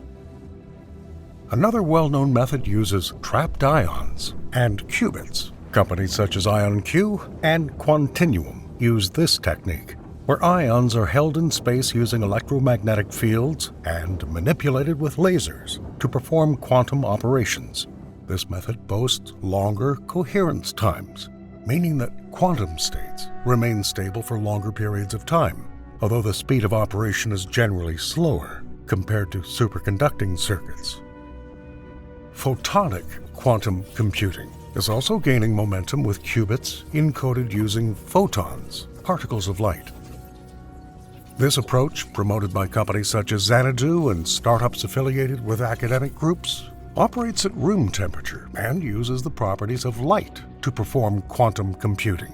Recent advances include Xanadu's development of a Borealis chip, which uses a novel method of manipulating groups of photons to gain quantum advantages. In turn, topological quantum computing, which has emerged from a more theoretical framework, offers a new approach to utilizing quasi-particles, particles that arise from interactions within a material. Microsoft's been a key player in this field, exploring ways to create and manipulate these quasi-particles to create qubits that are naturally immune to external perturbations, potentially solving the problem of quantum decoherence. In addition, one quite revolutionary approach to quantum computing is rapidly gaining momentum. This new method, using atoms held in optical tweezers, represents a significant leap forward in our quest to harness quantum mechanics for computing power. Let's take a closer look at this innovative technology and learn how it has the potential to revolutionize the field. Optical tweezers, a tool that uses focused laser beams to capture and manipulate particles, are nothing new in physics, but their application in quantum computing is a new and rapidly developing frontier. By using lasers to capture individual atoms, scientists create qubits that are less susceptible to interference and easier to control than traditional methods. This technique is based on the unique properties of atoms. Being small and electrically neutral, they naturally avoid mutual interference that interferes with other types of quantum bits. This reduction in noise and interference is crucial to maintaining the coherence of quantum information, which is an ongoing challenge in quantum computing. A recent breakthrough in February this year involved the use of micro-lens arrays, which allow a significant increase in the number of atoms that can be manipulated simultaneously. These arrays allow thousands of atoms to be precisely arranged in regular order, each held in place by its own microscopic laser trap. researchers have successfully used this technique to arrange more than 1,000 atoms with remarkable precision. And these atoms are not just statically held, they are dynamically controlled, ready to perform complex quantum operations. The term supercharging accurately describes the improvement this method brings to quantum computing. By aligning two layers of microlens arrays and superimposing laser traps on them, scientists create a dense grid of atomic qubits. This arrangement not only increases the initial number of qubits, but also improves their overall stability and homogeneity. Each atom trapped by this method can potentially serve as a quantum bit. The precision of this approach allows each qubit to be individually addressed and manipulated, opening the way to complex and large-scale quantum algorithms that were previously unattainable. When this new method's compared to existing technologies such as superconducting qubits and ion traps, the atoms in tweezers approach offers significant advantages in scalability and error reduction. Its ability to scale rapidly to thousands of qubits makes it a formidable competitor to better-known technologies. Looking ahead, the potential to scale this technology to 100,000 atoms and beyond is not just optimistic speculation, but a very realistic goal. Achieving this scale could bring quantum computing closer to commercial viability, allowing complex problems, from cryptography to materials science, to be solved. As we conclude our journey through the quantum frontier, we find ourselves at a pivotal moment where quantum computing is moving from theoretical research to practical applications. The X Prize Quantum Applications Competition epitomizes this transition, presenting a challenge with a significant $5 million incentive to spur innovations that apply quantum computing to real-world problems. Over the next 3 years, teams from around the world will explore and demonstrate how quantum technologies can revolutionize healthcare, material science, energy, and other fields. This initiative not only accelerates the development of quantum technologies, but also emphasizes the potential of quantum computing to solve humanity's most urgent problems. By pushing the boundaries of quantum computer capabilities, X Prize aims to stimulate the transition from experimental quantum applications to everyday tools, making the fields of quantum mechanics accessible and useful to society at large.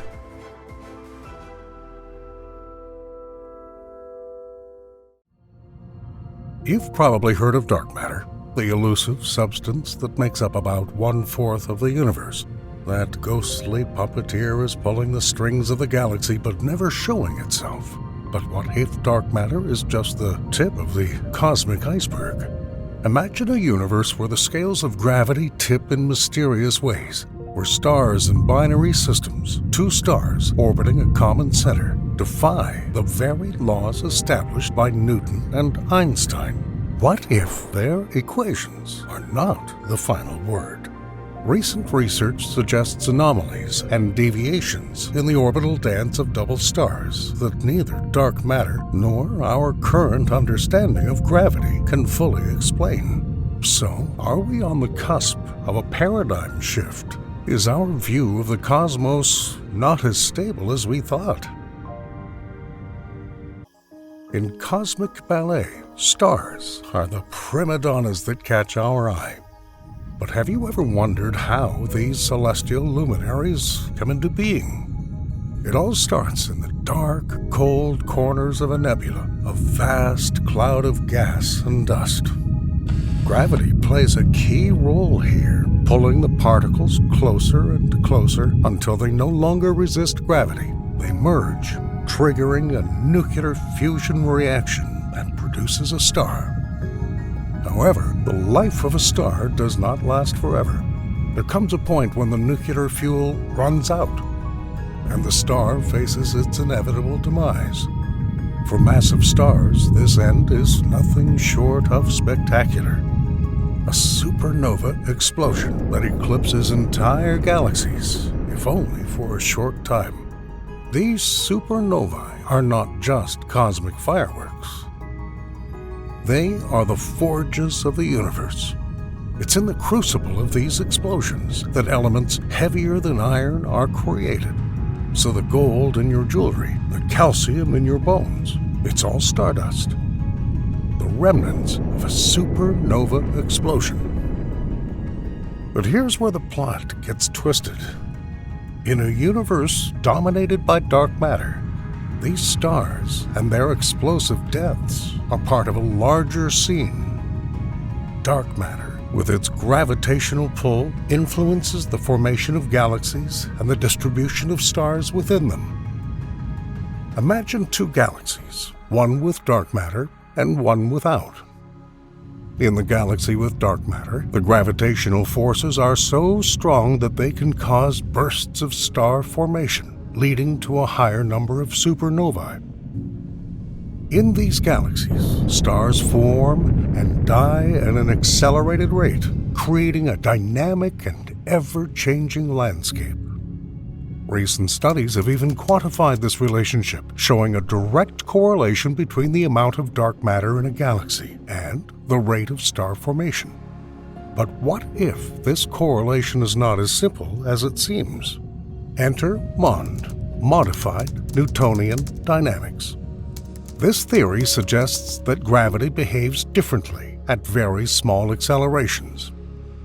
If MOND is correct, the high rate of star formation in dark matter-rich galaxies may have an alternative explanation.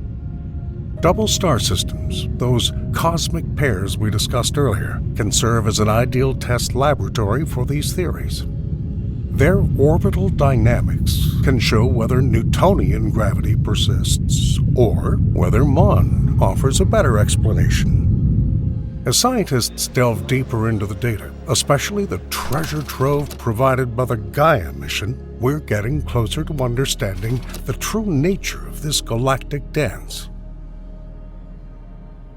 In cosmic narratives, dark matter is often portrayed as a silent, mysterious entity that shapes galaxies but remains elusive.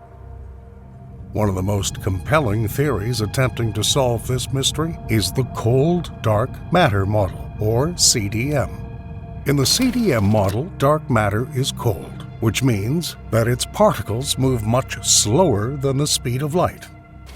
This slowness allows them to clump together to form the gravitational scaffolding on which galaxies are built.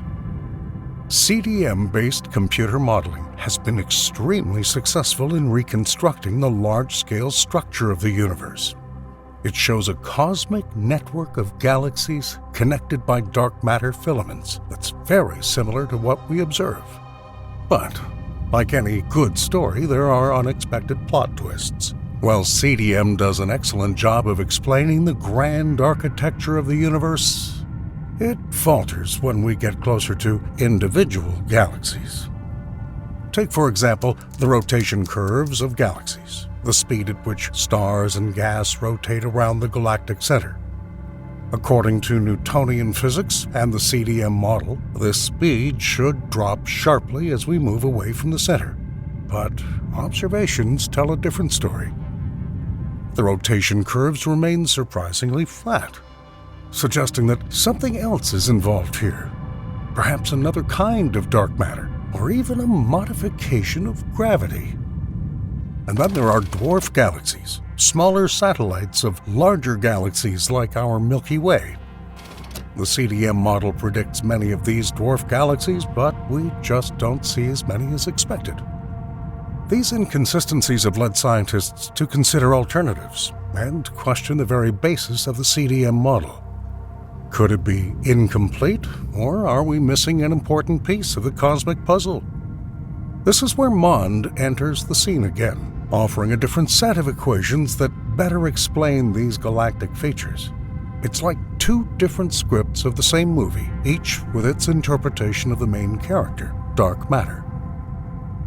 At check weighing, the scientific community is divided. Is the CDM the final theory that unifies our understanding of the universe, or is it just a stepping stone toward a more complete model? For centuries, Sir Isaac Newton's equations have been the foundation of our understanding of gravity. They've been tested, retested, and retested, and have stood the test of time.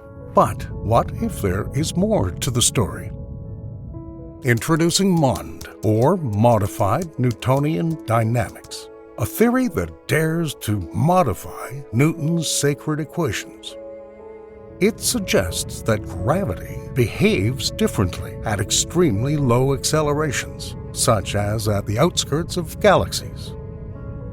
The goal of MOND, conceived by physicist Mordecai Milgrom in the early 1980s, is to resolve some of the inconsistencies that have arisen in our observations of galaxies, especially those puzzling rotation curves we discussed earlier. You see, MOND fits the observed flat rotation curves of galaxies perfectly, without resorting to dark matter. It's as if MOND is saying, wait, maybe you don't need to invent a mysterious form of matter. Maybe you just need to adjust your equations. And it's not just about rotation curves. MOND has also managed to explain the dynamics of some galaxy clusters, and even the large-scale structure of the universe, without relying on the mysterious dark matter. But of course, no theory is without problems. While MOND succeeds in some areas, it faces difficulties in others, such as explaining the cosmic microwave background afterglow of the Big Bang. The cosmic microwave background, or CMB, is a snapshot of the universe just 380,000 years after the Big Bang. The CDM model, with its dark matter component, explains the features of the relic radiation well. MOND, however, has difficulties here. And let's not forget our celestial pairs, double star systems.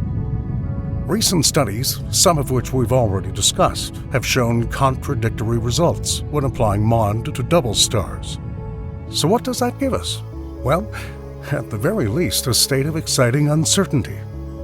As new data comes in, especially from the Gaia mission, MOND continues to be hotly debated.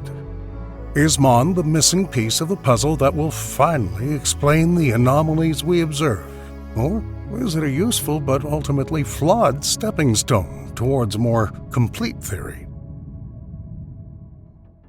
In a universe full of questions, sometimes the answers lie closer to home.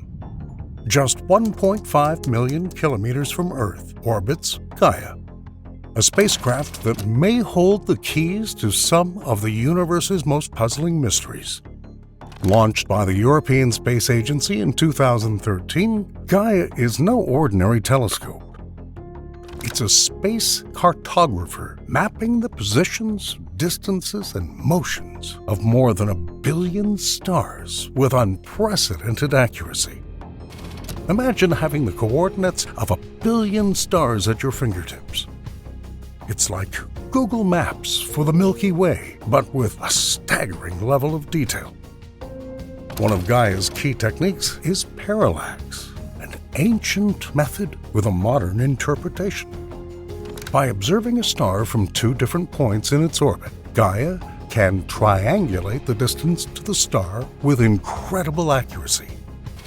But Gaia is more than just a space explorer. It's a theory tester. Remember those controversial theories about gravity and dark matter? Gaia data can be used to put those theories under the microscope. Take, for example, double star systems. These systems are crucial for testing theories like MOND. Gaia's precise measurements of the positions and velocities of these stars can help us understand which theory is correct. And it's not just stars. Gaia also observes asteroids, planets, and even distant galaxies. Its data have been used to refine the Hubble constant, a key parameter that helps us understand the expansion rate of the universe. Measuring the Hubble constant with Gaia has added a new twist to the ongoing cosmic controversy. Different methods yielded slightly different values, and Gaia's data became an important piece of this cosmic puzzle. But the Gaia mission is not without its challenges. While the spacecraft provides a wealth of data, interpreting that data is a different story. The same Gaia data have been used to both support and refute theories such as CDM and MOND, leading to heated debates in the scientific community. It's like a high-resolution photograph where everyone sees something different. Is it a speck on the lens or a revolutionary discovery?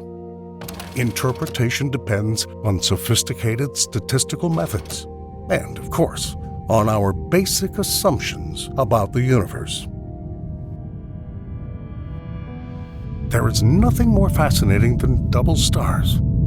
Two stars locked in a gravitational embrace, orbiting each other in a delicate balance of attraction and repulsion. As we mentioned earlier, these dual systems are not just celestial spectacles, they are cosmic laboratories. Here, in the intricate ballet of their orbits, we can test our deepest theories about the nature of gravity itself. Double stars have been a cornerstone of astronomical research for centuries. They've helped us measure the mass of stars, understand stellar evolution, and even confirm Einstein's general theory of relativity. But in the context of our ongoing debate between cold, dark matter and modified Newtonian dynamics, double stars play an even more important role. Their orbital dynamics can reveal whether Newtonian gravity persists or whether MOND offers a better explanation. Recent studies have delved deeper into this question. Some studies, using data from the Gaia mission, have shown that double star systems behave as predicted by Newtonian gravity, casting doubt on the applicability of MOND. However, other studies tell a different story. They suggest that MOND is better suited for some double systems, especially those with large distances between them and weak gravitational attraction. Could it be that both theories are partially correct? Or are we missing a key piece of the puzzle? The scientific community is divided, and for good reason. The stakes are high.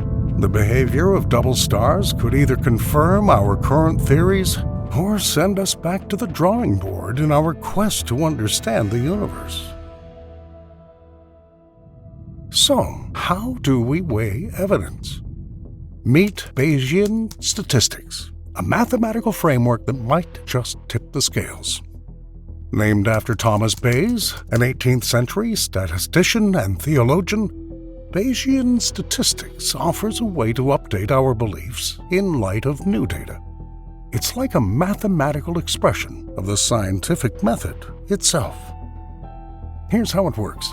You start with a prior belief, or prior, which is your initial hypothesis.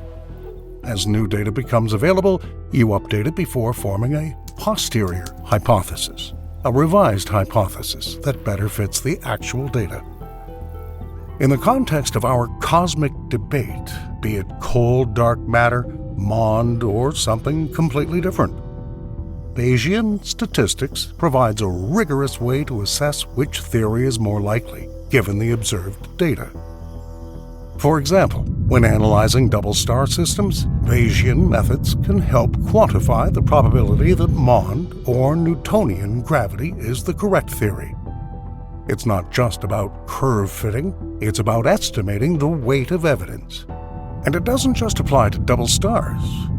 Bayesian statistics have been applied to a wide range of cosmic phenomena, from the distribution of dark matter in galaxy clusters to the rate of expansion of the universe. Nevertheless, Bayesian methods are not without critics. One of the most controversial points is the choice of a prior. How to choose the initial hypothesis in a way that does not distort the result. The choice of a prior can be controversial because it can affect the results. If your prior leans strongly towards one theory, a posterior may confirm that theory even if the other is equally true. As we grapple with these questions, Bayesian statistics remain a powerful tool in our analytical arsenal. It offers a way to make sense of complex spatial data, sift through the noise, and find the signal. The universe seems to refuse to reveal its secrets readily. even as we gather more data, the debate about the true nature of gravity is intensifying. Hyun Che, an astronomer who recently hit the headlines, said, quote, "I was feeling like I was dreaming. It seemed so unreal. This is because my results did not match any previous results." Che's work stirred the pot by suggesting that when the gravitational acceleration of stars in certain double systems falls below a certain threshold, they're more consistent with Mond models than with the standard gravity model. But here's the rub. Che's findings contradict several previous studies. He mentions, quote, "One group has been claiming an anomaly for some time, but the anomaly seemed not to match well the predictions of existing modified gravity theories." This discrepancy in results is not just a glitch. It's a fundamental challenge to our understanding of the cosmos. It raises questions about the reliability of our models and the data we use to test them. So what does that give us? Well, at least a state of productive confusion. As Che concludes, quote, "Because the standard cosmology is based on general relativity, cosmology needs a major revision now." The debate is far from over. As we collect more data and refine our theories, the search for the ultimate truth about gravity and the universe continues. And in this quest, every anomaly, every contradictory result adds a new level of complexity and wonder. Saturn has captivated the human imagination. From ancient civilizations to modern astronomers, the Maori of New Zealand, separated by vast oceans and without telescopes, somehow knew that Saturn had rings. How? The mystery deepens. Saturn has long been a symbol of the unknown and mysterious. Its iconic rings have been the subject of wonder and speculation since the time of Galileo. But what if we told you that these rings, however eternal they may seem, are actually a fleeting cosmic phenomenon? Adding to the intrigue is a storm twice the width of Earth, with a mysterious hexagonal shape that's raging at Saturn's North Pole. What forces could have created such a geometrically perfect formation? But the mysteries don't end there. Saturn's satellites, Titan and Enceladus, offer conditions that could potentially support life. Lakes of liquid methane and geysers spewing water and organic material into space make these satellites more than just celestial bodies. They're potential homes for life. Join us for a closer look at this enigmatic giant and its cosmic mysteries. Our journey begins with Galileo Galilei, the Italian astronomer who first pointed his telescope at Saturn in 1610. What he saw puzzled him, a planet with something like ears. He didn't realize he was looking at the edges of Saturn's magnificent rings, a feature that would puzzle astronomers for centuries to come. Galileo's telescope was primitive by today's standards, and the true nature of Saturn's ears remained a mystery. It was not until 1655 that Christian Huygens, armed with a more advanced telescope, correctly identified them as a system of rings surrounding the planet. Moving into the modern era, we witnessed the Pioneer 11 mission, the first spacecraft to fly past Saturn in 1979. This mission provided us with the first close-up images of the planet and its rings, revealing intricate details that were once inaccessible to Earth's telescopes and us. But it was the Cassini mission that truly revealed Saturn in all its glory. Launched in 1997 and arriving at Saturn in 2004, Cassini spent 13 years studying the planet, its rings, and its satellites. From discovering plumes of water ice on Enceladus to capturing the ethereal beauty of a hexagonal-shaped storm at Saturn's North Pole, Cassini revolutionized our understanding of this distant world. And here's an interesting point. Long before the advent of telescopes, the Maori people of New Zealand had myths that described Saturn as having a parero, or belt, around it. How they knew this remains a matter of debate and speculation. But as we'll see later, Saturn holds more than one mystery. What do you think could have created a hexagonal storm with an area larger than the Earth itself? Saturn harbors a geometric enigma at its North Pole, a six-sided storm that's puzzled scientists for decades. This six-sided wonder is not just a superficial feature, but a deep and enduring mystery that breaks down the understanding of fluid dynamics and planetary atmospheres. The hexagon was first discovered in 1981 by the Voyager spacecraft. But it wasn't until the Cassini mission, which orbited Saturn from 2004 to 2017, that we got a front-row seat to this cosmic spectacle. Cassini's high-resolution images showed a symmetrical jet stream surrounding the hurricane-like vortex at the center of the hexagon. Unlike Earth's chaotic weather systems, Saturn's hexagon is a masterpiece of geometric precision. So what's causing this hexagonal storm? Researchers at Harvard University have developed a 3D model that suggests deep thermal convection in Saturn's outer layers may be the culprit. This model shows that the storm could spread thousands of kilometers deep into Saturn's atmosphere, well beyond what we can see. Interestingly, scientists have been able to reproduce the hexagonal pattern in a laboratory setting. Although these experiments do not capture all the nuances of Saturn's complex atmosphere, they provide a glimpse of extraterrestrial phenomena. Saturn's hexagonal vortex contrasts sharply with Earth's polar vortex, which is irregular and less stable. This difference raises questions about the fundamental properties that distinguish the atmospheres of the gas giants from the Earth group planets. The longevity of the hexagon is another mystery. It's been observed for at least 4 decades, and possibly much longer. This steady feature suggests that everything that feeds the hexagon is not a temporary phenomenon, but a stable, perhaps even permanent, aspect of Saturn's internal dynamics.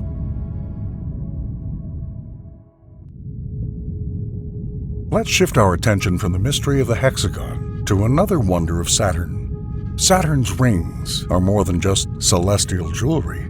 They're dynamic, ever-changing systems that interest astronomers and the public alike. But what are these rings made of, and why are they so short-lived? Saturn's rings are composed mostly of water ice with a mixture of dust and rocky material. They range in size from tiny particles to huge chunks the size of houses. These ice particles are not static. They're in constant motion under the influence of Saturn's gravity and the gravitational pull of its satellites. The rings are divided into several subdivisions and gaps, each with its own unique characteristics. Most notable are the A, B, and C rings, separated by gaps, such as the Cassini ring, a gap 3,000 miles between the A and B rings. The origin of Saturn's rings has been the subject of debate. One popular theory suggests that they formed from the remnants of a shattered moon. Another theory states that they're the remnants of material from the formation of the solar system, captured by Saturn's gravitational pull. Recent research has also shown that the rings may be much younger than Saturn itself, perhaps around 400 million years old, based on the rate of dust contamination. Saturn's rings don't last forever. They're slowly disappearing because of a phenomenon known as ring rain, in which ring particles are drawn into Saturn's atmosphere. This process is accelerated by micrometeoroid bombardment and interaction with Saturn's magnetic field. At the current rate, some scientists predict that Saturn's rings could disappear within 100 million years. The depletion of the rings would not only change Saturn's appearance, but could also have consequences for its atmosphere and magnetic field. As we pause for a moment, we realize that even the most fascinating features of our universe are not immune to the inexorable forces of physics, doomed to disappear into the chronicle of eternity.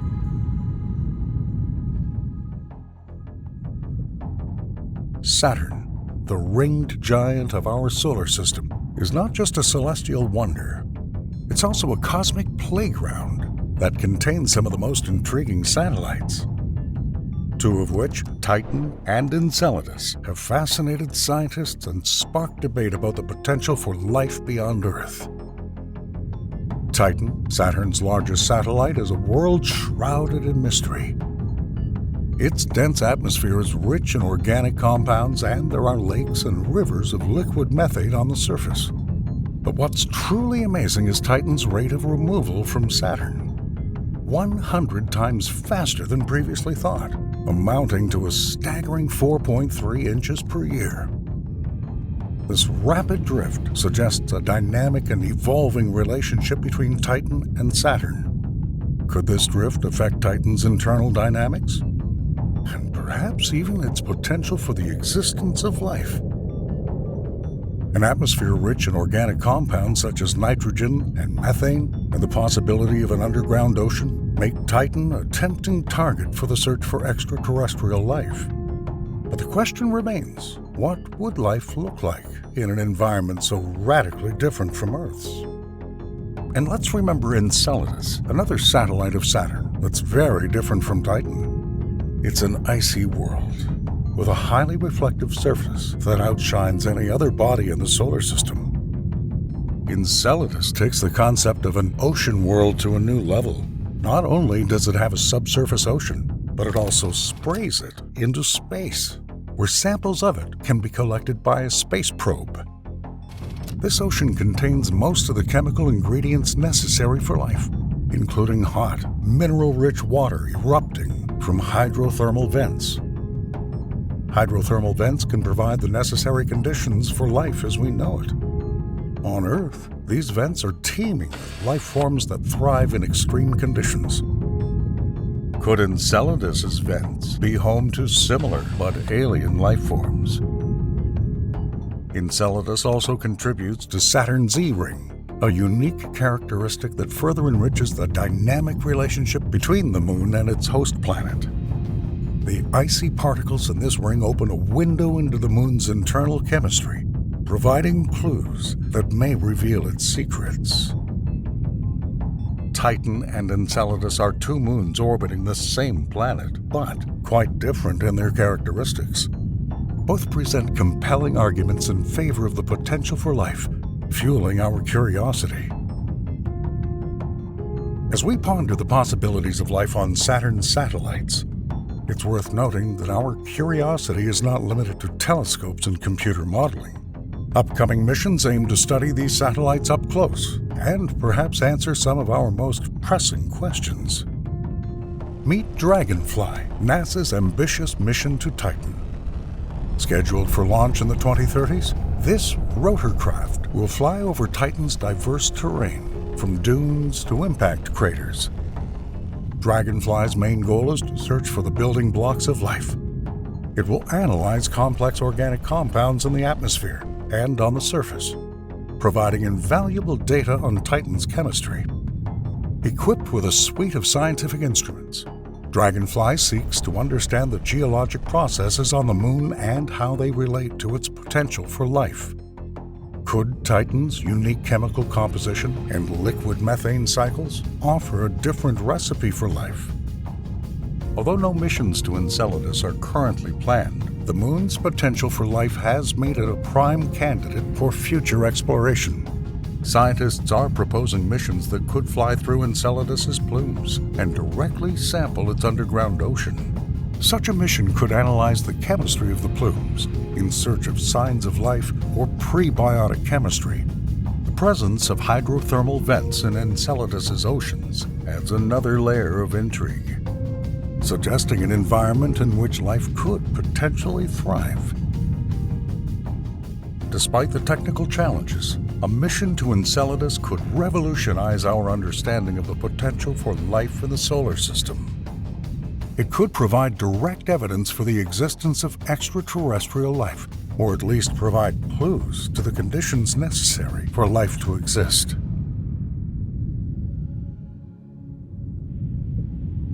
As we mentioned, Saturn's rings don't last forever, as we once thought. Recent studies have shown that a process that can last hundreds of millions of years is causing these icy wonders to slowly fade away. But what significance does this have for Saturn and its complex atmospheric dynamics? According to a study by the Japan Aerospace Exploration Agency, this material, composed mostly of water, causes a decrease in electron density in Saturn's atmosphere. This phenomenon, known as ring rain, significantly affects Saturn's atmospheric conditions. Ring rain is not just a trickle. It's a stream that carries away water in amounts equivalent to an Olympic-sized swimming pool every half hour. Compounding the mystery is the relative youth of Saturn's rings. Although Saturn itself is about 4.6 billion years old, data from NASA's Cassini mission suggests that the rings may be only a few 100 million years old. This leads us to wonder, if Saturn's rings are so young, what catastrophic event could have led to their formation? Was it the destruction of a moon? Or perhaps the capture of a passing comet? Cassini's Space Dust Analyzer has added another layer of complexity. Over 13 years, it's collected 163 dust particles that came from outside the Saturn system. Surprisingly, the rings turned out to be quite clean, suggesting that they hadn't existed long enough to accumulate excess cosmic dust. This cleanliness raises the question, if the rings are young, why haven't they collected more cosmic dust? The absence of cosmic dust in the rings challenges our understanding of their age and their interaction with the wider cosmic environment. It's as if the rings are in a cosmic laboratory room or clean room, isolated from the dust that permeates the rest of the solar system. As the rings are depleted, Saturn's appearance will undergo a dramatic transformation. These rings have been the planet's hallmark. Their disappearance would not only change Saturn's appearance, but could also have unknown consequences for its atmosphere, perhaps even affecting the planet's albedo and heat retention. The loss of the rings could have a cascading effect on Saturn's atmosphere, potentially altering wind patterns and even affecting the planet's iconic storms. The full extent of these changes is still unknown, making them a subject of intense scientific interest. Interestingly, the fate of Saturn's rings may be inextricably linked to its satellites. Some theories suggest that gravitational instability may have destroyed some of the icy satellites orbiting Saturn, providing enough material to form the rings. Saturn's rings and satellites are like partners in a cosmic dance, each affecting the other in subtle but significant ways. As we continue to study these celestial bodies, we can say unequivocally that the fate of one can shed light on the mysteries of the other.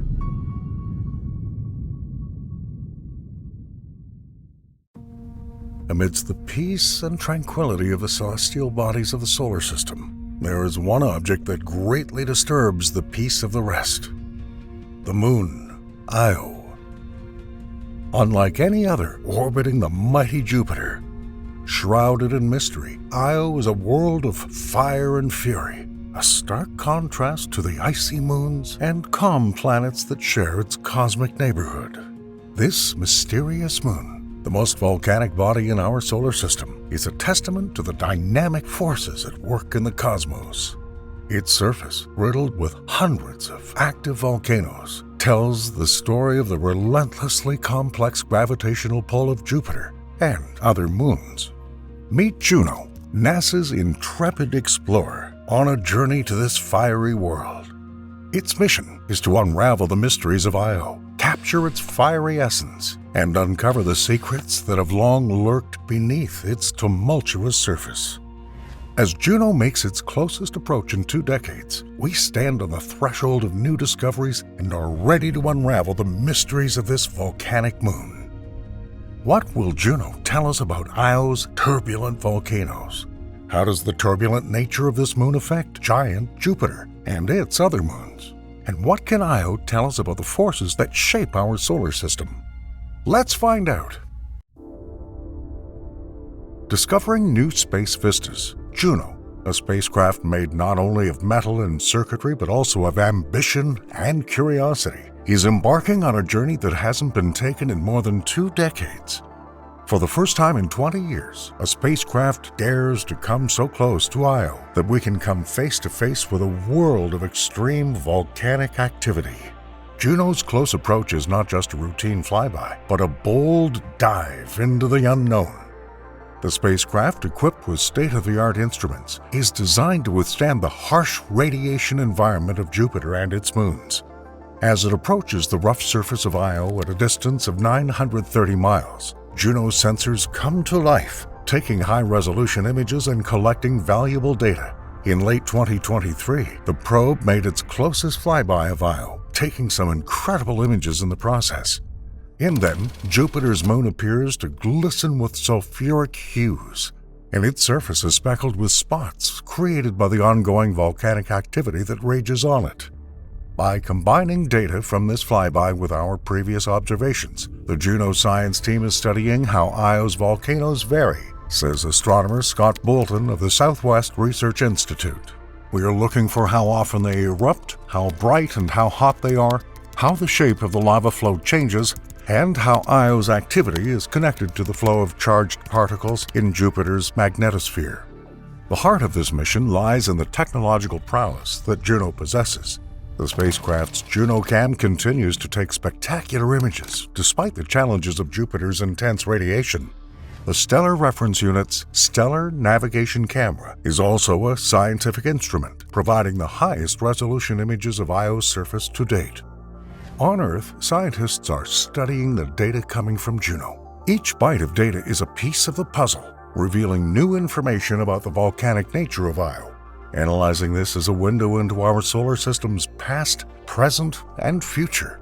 So, late last year, NASA's Juno probe took the highest resolution images of this moon to date. Among these images, one that stands out is one taken on December 30th, which vividly depicts the volcanic nature of Io. This image, enhanced to emphasize details, shows a volcanic plume erupting from Io's surface, with plumes reaching more than 60 miles. Given that the moon's diameter is about 2,200 miles. As Juno continues its journey around Jupiter, each orbit brings new opportunities, new challenges, and new discoveries. Among the planet's other 95 moons, Io stands out not only for its proximity to Jupiter, but also for the dramatic geologic activity that this proximity provokes. The volcanic nature of the moon is a direct consequence of Jupiter's enormous gravitational forces. Io is not a huge moon. It's only slightly larger than the one orbiting our planet. However, as the largest planet in our solar system, Jupiter has tremendous gravity. This enormous force stretches and squeezes Io, creating what is known as tidal heating. The satellite's orbit itself is not a perfect circle, resembling more of an ellipse, so the moon experiences varying degrees of gravitational pull from Jupiter. As it approaches Jupiter, the planet's gravity stretches Io, and as it moves away, it compresses it. This constant stretching creates tremendous internal heat within Io, leading to its intense volcanic activity. This JunoCam image captures a plume of material ejected from the unseen volcanic Prometheus. Indicated by the red arrow, the plume is just visible in the darkness below the terminator, the line dividing day and night. The image was taken by spacecraft on October 15, 2023.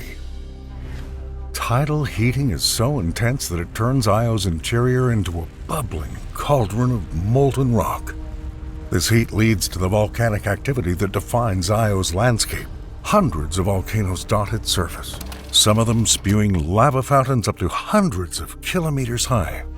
There are about 400 active volcanoes on Io, about 150 of which are erupting at any given time. But Jupiter is not the only player in this gravitational confrontation. The other Galilean moons, Europa, Ganymede, and Callisto, also exert their influence on Io. Their gravitational attraction helps to maintain Io's elliptical orbit, thus playing a crucial role in the tidal heating process. This complex gravitational interaction is a perfect example of how celestial mechanics determine the fate of a moon. The tidal forces of Jupiter and its moons don't just heat Io, they create a world in which geologic activity is the norm, not the exception. Io, a moon shrouded in fire and brimstone, plays a key role in the grand theater of Jupiter's system. Its incessant volcanic activity not only shapes the landscape, but also significantly affects the very nature of Jupiter's magnetosphere. As we mentioned earlier, the volcanoes on this satellite are the most active in the solar system. In doing so, they spew huge amounts of sulfur dioxide, or SO2, into space. This output, a direct result of intense internal heating, contributes to an atmosphere rich in sulfur compounds. But Io's influence extends far beyond its own atmosphere. As Io rotates within Jupiter's massive magnetosphere, sulfur dioxide and other volcanic gases ionize, becoming charged particles. These particles become trapped in Jupiter's magnetic field, forming a plasma torus along Io's orbit. This torus, a glowing ring of ionized particles, is a direct manifestation of the Moon's volcanic power. The plasma torus is not a static feature. It changes in response to Io's volcanic activity. The ejection of material from volcanoes feeds the torus, affecting its density and composition. This complex interaction between Io's volcanism and the plasma torus illustrates the interconnectedness of Jupiter's system. It's also thought to be responsible for powerful, permanent auroras at the planet's poles. Volcanic emissions, once in the atmosphere, escape into space. Here they undergo rapid reneutralization, a process that ejects these particles at high velocity in a plane perpendicular to the local magnetic field. This phenomenon continues to the formation of extended sodium nebulae, adding another layer to the complex environment around Jupiter. Observational studies have been crucial in shedding light on these interactions. For many years, telescopes, like TRAPPIST, have followed the variability of Io's sodium cloud. These observations have shown that the physical properties of the sodium jets from Io are highly variable and, interestingly, do not always correlate directly with the global brightening of Jupiter's plasma torus or the extended sodium nebula. This study highlights the complexity of the surface-atmosphere-magnetosphere coupling in the Jupiter system. Current research aims to reveal the precise mechanisms by which Io's volcanoes supply material to the plasma torus, and how Io's sodium jet contributes to filling the plasma reservoirs of the magnetosphere. Thus, Io's relentless volcanic activity and its interaction with Jupiter's magnetic fields are not just isolated phenomena. They play a fundamental role in shaping the dynamics of Jupiter's magnetosphere, producing plasma structures and neutron clouds that are key to understanding the complexities of planetary magnetospheres. Ongoing research and observations allow us to separate the layers of these interactions, offering a deeper understanding of the workings of our solar system. As we look to the future of space exploration, the fiery moon Io appears as a beacon of mystery and potential. The next phase of Io exploration is poised to reveal secrets that have remained hidden beneath its stormy surface for centuries. Introducing the Jupiter Icy Moons Explorer mission, abbreviated as JWST. JWST aims to study Jupiter's icy moons, offering intriguing opportunities to further our understanding of Io. Although JWST's primary focus is on Ganymede, Europa, and Callisto, its extensive suite of instruments can provide valuable insights into Io's dynamic environment. The interplanetary spacecraft was launched on April 14, 2023, from the Guiana Space Center in French Guiana by the European Space Agency. The spacecraft is expected to reach Jupiter in July 2031 after 4 gravity assists and an 8-year journey. As JWST passes through the Jupiter system, its trajectory may provide opportunities to observe Io. These encounters may provide additional data on the satellite's volcanic activity and its effect on Jupiter's magnetosphere, complementing the conclusions drawn by missions directly targeting Io.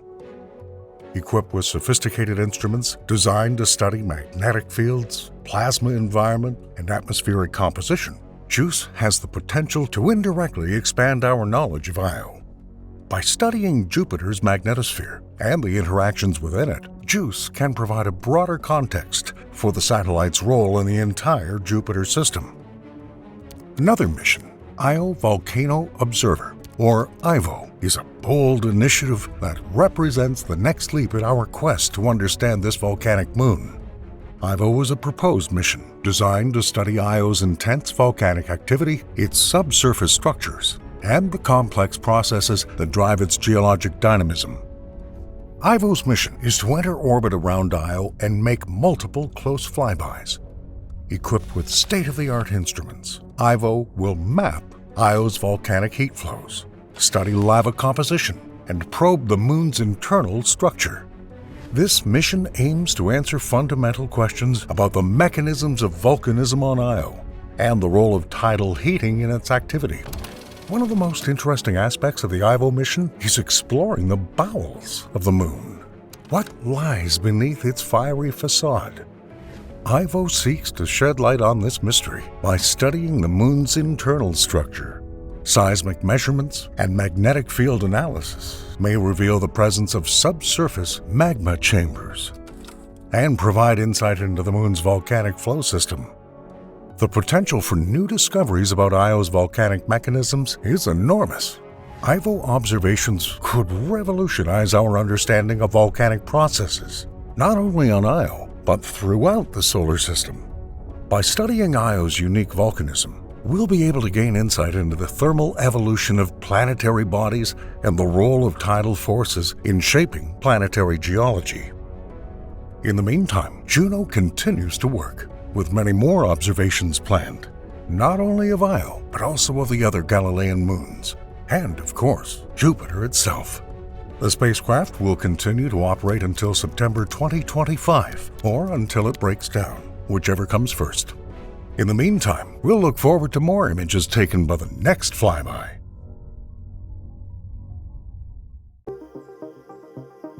Have you ever heard of a galaxy that defies categorization?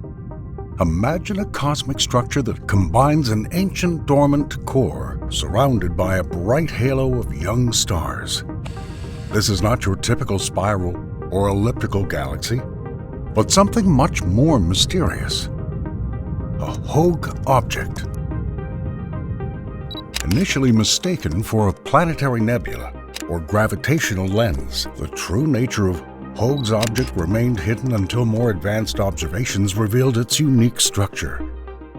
The central elliptical core appears red and inactive, while the outer ring is bright blue, teeming with new star formation.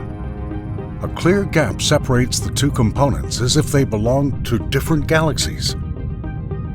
The object spans an impressive 121,000 light-years wide, with a central core about 17,000 light-years across and an outer ring stretching out 75,000 light-years. This apparent gap between the core and the ring is wider than the ring itself, which is a surprising feature for such a colossal galaxy. Ring galaxies, like Hogue's object, are extremely rare, making up less than 0.1% of all known galaxies. They often arise from complex cosmic events, but Hogue's object seems to maintain a calm and orderly appearance, which further deepens the mystery. Despite decades of research, astronomers are still grappling with the question of the origin of this galaxy. Was it the result of a quiet accretion process, or did a cosmic collision play a role? Arthur Hogue, a prominent astronomer of the mid-20th century, made a discovery that would intrigue and puzzle scientists for decades to come. In 1950, while conducting a study of the night sky, the astronomer came across a celestial object that defied conventional classification. This object, later named after him, had characteristics unlike any previously observed galaxy. At first glance, Hogue's object appeared to be a planetary nebula, a cloud of gas and dust surrounding a dying star. However, its unusual structure, consisting of a central core surrounded by a luminous ring, suggested otherwise. Early images taken by the astronomer's telescope showed a clear separation between the inner and outer components, prompting curiosity and speculation. Initial hypotheses varied widely. Hogue himself hypothesized that it could be a planetary nebula, or even a gravitational lens. The gravitational lens hypothesis suggested that the object was not a galaxy at all, but rather a massive elliptical galaxy magnifying a background galaxy in a ring-like shape. Gravitational lenses occur when a massive object, such as an elliptical galaxy, bends the light of a more distant object behind it. This bending creates a ring of light around the foreground object, known as the Einstein ring. In early observations, the outer ring of Hogue's object resembled such a lens, suggesting that it may be a foreground galaxy amplifying the light of a more distant object. For nearly 4 decades, the true nature of the Hogue object remained uncertain. It was not until 1987 that astronomers equipped with better technology were able to confirm the connection between the ring and the nucleus through spectroscopic analysis of the red shift. This shift is due to the expansion of the universe, with more distant objects exhibiting a greater redshift. By analyzing the redshift of the core and ring of Hogue's object, astronomers confirmed that they're not separate entities, but components of the same galaxy. This discovery debunked the gravitational lens hypothesis and cemented the status of the Hogue object as a unique type of galaxy. The central core, consisting of old red stars, contrasts sharply with the outer ring, which is bright blue and actively forming new stars. It is this special composition and structure that distinguishes Hogue's object from typical spiral and elliptical galaxies. Ring galaxies are rare, making up less than 0.1% of all known galaxies. Typical spiral galaxies have sprawling arms of stars, while elliptical galaxies have a more uniform, rounded shape. The Hogue object, with its perfectly separated nucleus and ring, remains one of the most well-defined examples of this rare class of galaxies. The discovery began the scientific journey to understand one of the most mysterious structures in the universe. Today, with the help of modern telescopes and ongoing research, astronomers are trying to unravel the mysteries surrounding this fascinating cosmic anomaly. Its quiet appearance, distinct breakup, and combination of an ancient core with a young, star-forming ring make Object Hogue a unique and enigmatic galaxy, prompting astronomers to investigate various theories of its origin and evolution. Thus, one of the main theories proposed to explain the formation of the Hogue object is the collision hypothesis. According to this theory, the characteristic ring structure of the galaxy arose as a result of a high-speed collision of a smaller galaxy with a larger one. When a smaller galaxy collides with a larger galaxy, the impact generates a density wave that rushes outward from the center of the larger galaxy. This wave compresses the interstellar gas, causing star formation in the ring around the galaxy's nucleus.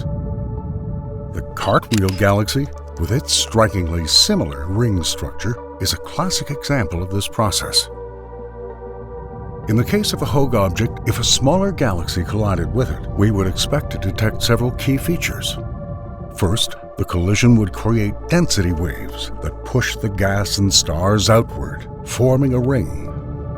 Moreover, the stars in the ring should have exhibited high relative velocities, indicating the kinetic energy from the collision. And third, in or near the ring, there would be residual fragments or remnants of colliding galaxies. However, detailed observations of Hogue's object have revealed some inconsistencies with the collision hypothesis. The ring stars do not exhibit the high relative velocities that are usually associated with such events. In addition, there's a notable absence of residual fragments or evidence of a second galaxy. To test this hypothesis, models of galaxy collisions have been used. These models show that although a collision may produce a ring structure, the resulting galaxy often retains traces of violent interaction. The Hogue object, which has a calm and symmetrical appearance, lacks these chaotic features, suggesting a more complex formation history. However, another intriguing possibility looms on the horizon: resonance theory. Could a galaxy's ring structure be the result of gravitational interactions within a spiral galaxy? Let's explore this question. Another fascinating theory explaining the formation of the Hogue object is the resonance theory. According to this theory, the ring structure of a galaxy can arise as a result of the internal dynamics of barred spiral galaxies, in particular due to resonance in the gravitational field. Spiral galaxies are characterized by the structure of a central bar, from the ends of which spiral arms branch off. These bars play a crucial role in the dynamics and evolution of the galaxy. According to theory, as the bar rotates, it can create a resonance that affects the distribution of gas and stars within the galaxy. Resonance occurs when gravitational forces within a galaxy create regions in which the rotational velocities of stars and gas clouds synchronize. These regions can trap gas and stars, resulting in the formation of rings. There are several basic types of resonances. Inner Lindblad resonance occurs near a galaxy center, often forming an inner ring. Outer Lindblad resonance arising further, potentially forming an outer ring. The third type is co-rotation resonance, a region where the rotational velocity of the bar coincides with the orbital velocity of the stars and gas, which can also lead to ring formation. In the case of the Hogue object, the presence of a ring around the elliptical core suggests that such resonances may have played a role in its formation. The bar structure could have caused a resonance that trapped gas and stars at certain radii, creating the distinct ring we see today. When the bar rotates, it exerts a gravitational influence that can reorganize the gas and stars of the galaxy. Over time, this process can lead to the formation of a well-defined ring structure. Resonance theory provides a mechanism for how a spiral galaxy can evolve into a ring galaxy without a collision. NGC 1291 is a classic example of a galaxy in which resonance effects likely played a role in ring formation. The central band and outer ring provide a visual analogy of what may have happened in Hogue's object. However, the resonance theory faces difficulties when applied to the Hogue object. In particular, the Hogue object currently has no central bar. This absence raises the question of whether the bar may have existed in the past and subsequently dissipated, or whether other processes may have contributed to the formation of the ring. However, there is another interesting and equally plausible theory: the accretion theory. Can the gradual accumulation of intergalactic gas explain the unique structure of the galaxy? Let's explore this in more detail. The third major theory proposed to explain the formation of the Hogue object is the accretion theory. According to this theory, the unique structure of the galaxy resulted from the gradual accumulation of intergalactic gas, rather than from a dramatic collision or internal resonance. Accretion is the process by which a galaxy collects gas from the surrounding intergalactic medium over a long period of time. This gas is entrained by gravitational attraction, gradually accumulating and forming new structures. In the case of the Hogue object, it's likely that a central elliptical core formed first. Over time, the gravity of this core attracted gas from the intergalactic medium. As the gas approached the nucleus, it began to rotate around it, forming a ring structure due to angular momentum conservation. As gas accumulated in the ring, its density reached a high enough density to trigger star formation. This process explains the bright blue color of the ring, indicating active ongoing star formation. And the gap between the core and the ring is explained by the balance of gravitational forces and the dynamics of the infalling gas. Galaxies such as NGC 6028 provide an example of how accretion can lead to the formation of ring structures. These galaxies show similar features: older central nuclei and younger rings of star-forming regions, which supports accretion theory as a plausible explanation. While the accretion theory provides a plausible explanation, it also raises questions. Why does the ring form at a particular radius? How did the dynamics of gas influx and star formation balance create such a clear separation between the core and the ring? These questions continue to drive research and exploration. Continued observations have provided evidence to support this theory. The ring of Hogue's object contains more gas mass than the entire Milky Way, suggesting significant accretion of intergalactic material. In addition, the well-defined structure of the ring and the absence of chaotic remnants are consistent with a gradual and orderly accretion process. Recent research has also significantly deepened this theory. By modeling the gravitational interaction in such ring systems, scientists have shown how the balance of forces can create stable and unstable orbits, leading to discontinuities in the distribution of matter. These results are consistent with the observed structure of the Hogue object, where the gap between the core and the ring is a region of unstable circular orbits, further supporting the theory. Also, the accretion theory offers a quite convincing explanation for the formation, suggesting that the galaxy grew and evolved through the slow accumulation of surrounding gas. This process contrasts with the more violent and destructive events described in the collision and resonance theories. However, each of these proposed theories, collision, resonance, and accretion, has their own flaws, leaving several unanswered questions. Although the collision hypothesis explains the formation of the ring by density waves created by galaxy collisions, it does not explain the ordered structure of the object and the absence of residual fragments and high relative velocities commonly observed in such events. Resonance theory, on the other hand, suggests that internal gravitational resonances within a twisted spiral galaxy can create ring structures. However, it's clear that Hogue's object lacks the central bar necessary for this process, and the theory does not fully explain the apparent gap between the nucleus and the ring. Accretion theory, in turn, argues that the gradual accumulation of intergalactic gas forms a ring. While this explains the ordered structure and ongoing star formation, questions arise as to why the ring forms at a particular radius, and how the dynamics between the core and the ring create such a distinct gap. Despite these theories, several mysteries remain. Why is there a significant gap between the nucleus and the ring?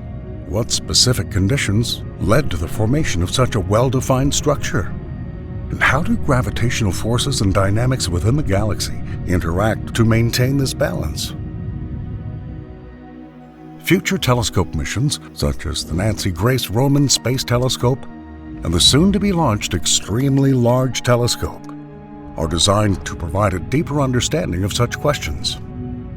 These advanced observatories will provide higher resolution images and more detailed spectroscopic data, potentially revealing the processes underlying the formation of such ring galaxies.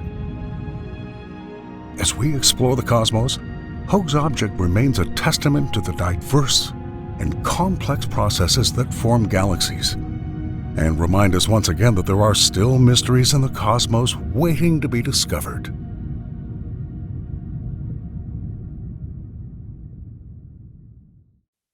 Imagine a particle so elusive that trillions pass through you every second but leave no trace. A particle born in the fiery hearts of stars, in the cataclysmic collapse of supernovae, or perhaps in the first moments of the universe itself. These are neutrinos, tiny messengers from space, carrying secrets that could rewrite the laws of physics. But why are they so hard to detect? And what secrets can they reveal if we finally learn to listen to their whispers? Diving into the realm of these ghostly particles, we go where the known meets the unknown, and where the smallest particles hold the key to the biggest questions.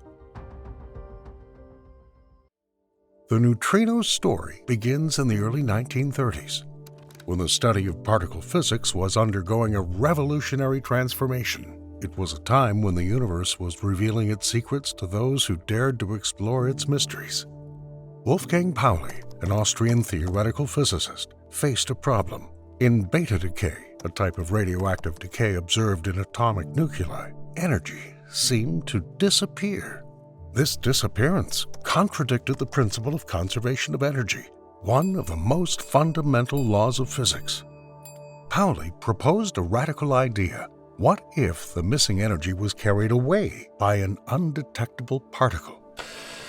He tentatively named this particle neutron, although Enrico Fermi soon renamed it neutrino to avoid confusion with the already discovered neutron. Fermi, an Italian physicist, was in turn instrumental in developing a theory describing this elusive particle and cementing its place in the scientific lexicon. Let's travel back to the Cold War era, a time when science and politics were closely intertwined. Neutrinos, once a mere theoretical curiosity, became the center of secret research projects driven by geopolitical tensions. The rivalry between the United States and the Soviet Union was not just about military might. It extended to the realm of science, where both sides sought breakthroughs that could give them an advantage. One such story is that of Bruno Pontecorvo, an Italian physicist who fled to the Soviet Union amid growing political tensions in the West. Pontecorvo had been heavily involved in neutrino research, and his defection caused a stir in both intelligence services and scientific circles. His departure led many to wonder if crucial information had been compromised, illustrating the distrust and anxiety of the Cold War era, and the extent to which neutrino research had become the subject of international intrigue. This period was marked by secret experiments, some conducted deep underground in abandoned mines or remote locations, where scientists were trying to catch these ghostly particles. Neutrinos, while among the most common particles in the universe, are also among the most elusive. These tiny particles are incredibly light and have such a small mass that for a long time it was thought to be zero. Unlike other fundamental particles, neutrinos interact only through the weak nuclear force and gravity, making them extremely difficult to detect. They pass through ordinary matter as if it were not there. Trillions are passing through you right now, completely undetected. 3 types or flavors of neutrinos are known: electron, muon, and tau neutrinos. Each is associated with a corresponding charged particle: electron, muon, and tau. But what makes neutrinos truly fascinating is their ability to oscillate between these flavors. This phenomenon, known as neutrino oscillation, was a revolutionary discovery because it suggested that neutrinos have mass, a fact not accounted for in the original standard model of particle physics. Neutrino oscillation occurs because neutrinos exist in a quantum superposition of different mass states. When a neutrino travels through space, it can move between these mass states, resulting in a change in flavor. This discovery not only won the 2015 Nobel Prize in Physics, but also pointed out gaps in the standard model, changing our understanding of fundamental physics. Neutrinos are also key players in some of the most dramatic processes in the universe. At the heart of a star, nuclear reactions generate huge numbers of neutrinos, which then leave the star almost instantaneously, taking energy with them. Neutrinos are the first particles to fly out of a dying star, signaling the start of a supernova. These particles provide crucial information about the processes taking place in the core, long before the light can escape. When a massive star reaches the end of its life cycle, its core collapses, leading to a supernova explosion. During this cataclysmic explosion, an enormous number of neutrinos are produced, orders of magnitude greater than the energy emitted by light. These neutrinos leave the supernova almost instantly, spreading through space, and some of them eventually reach Earth, giving a glimpse into these distant, violent events. There's also speculation that neutrinos may be linked to one of astrophysics' biggest mysteries, dark matter.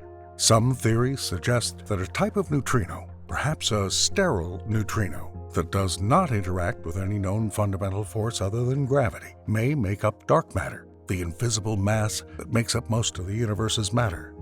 Although this remains an area of intense research, the possibility that neutrinos could unlock the secrets of dark matter emphasizes their importance to our quest to understand the cosmos. So the hunt for high-energy neutrinos has taken scientists to some of the most extreme places on Earth. Deep in the ice of Antarctica stands the Ice Cube Neutrino Observatory, scanning the cosmos for these elusive particles. Neutrinos, especially at extremely high energies, are the messengers of some of the most violent events in the universe, events that are still cloaked in mystery. Recent research has begun to peel back the layers of this mystery, pointing to active galactic nuclei, or AGNs, as significant sources of these high-energy neutrinos. AGNs are the luminous centers of galaxies powered by supermassive black holes. When matter falls into these black holes, it releases huge amounts of energy, often forming jets of high-speed particles. However, recent discoveries show that these jets may not be the only source of neutrinos. In 2022, the galaxy NGC 1068 was identified as a likely source of high-energy neutrinos, a discovery that surprised many in the scientific community. The neutrinos were traced to the galaxy's core, where a supermassive black hole is hidden behind thick layers of dust and gas. This discovery disproved the popular belief that such neutrinos can only be emitted by galaxies with bright jets, such as blazars.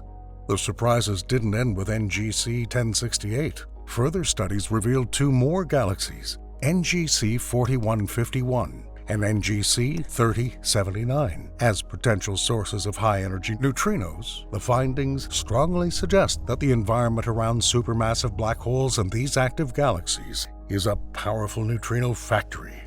These findings have led to a paradigm shift in our understanding of where high-energy neutrinos come from. As the search for these cosmic messengers intensifies, so does the competition between the world's most advanced neutrino detectors. IceCube has already made remarkable discoveries, but other projects are on the horizon that aim to push the boundaries of our knowledge even further. In Japan, the Hyper Kamiokande is poised to become a leader in neutrino detection.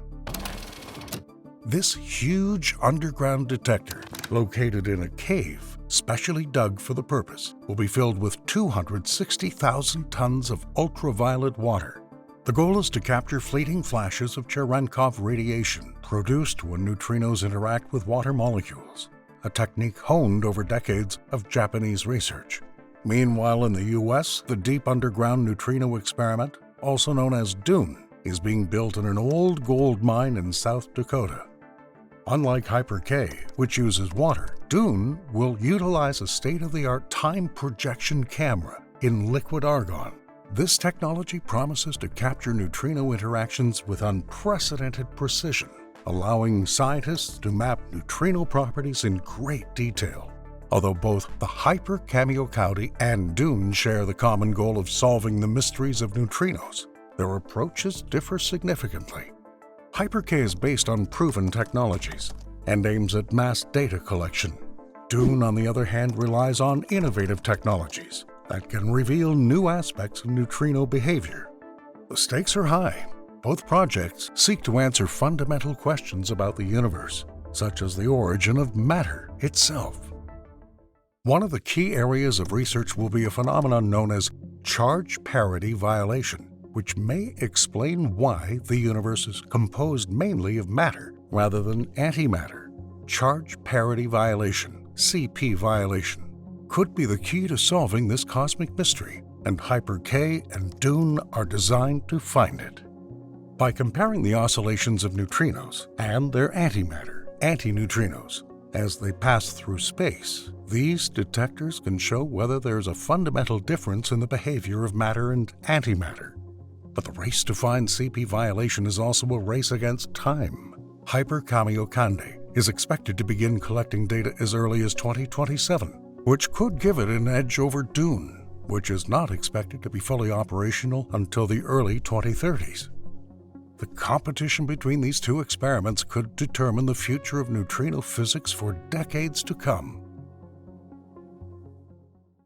The Standard Model of particle physics has long been considered one of the most successful theories in science, providing a framework for describing the fundamental particles and forces that make up the universe. However, even this robust model has its limitations, and nowhere is this more apparent than in the study of neutrinos. These elusive particles, which have almost no interaction with other matter, have properties that push the boundaries of our understanding. One of the most serious challenges to the Standard Model comes from the discovery that neutrinos have mass. According to the original scheme, neutrinos were thought to be massless, but the observation of neutrino oscillation, when neutrinos change from one type to another, proved otherwise. This discovery alone was enough to shake the foundations of the Standard Model. But that was not all. The consequences of the appearance of neutrino mass go beyond a simple revision of the model.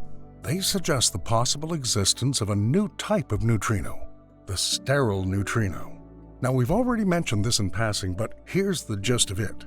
Unlike the three known types of neutrinos, electron, muon, and tau, which interact through the weak nuclear force, sterile neutrinos interact only through gravity. This makes them even more difficult to detect, but their existence may well explain several mysteries in physics.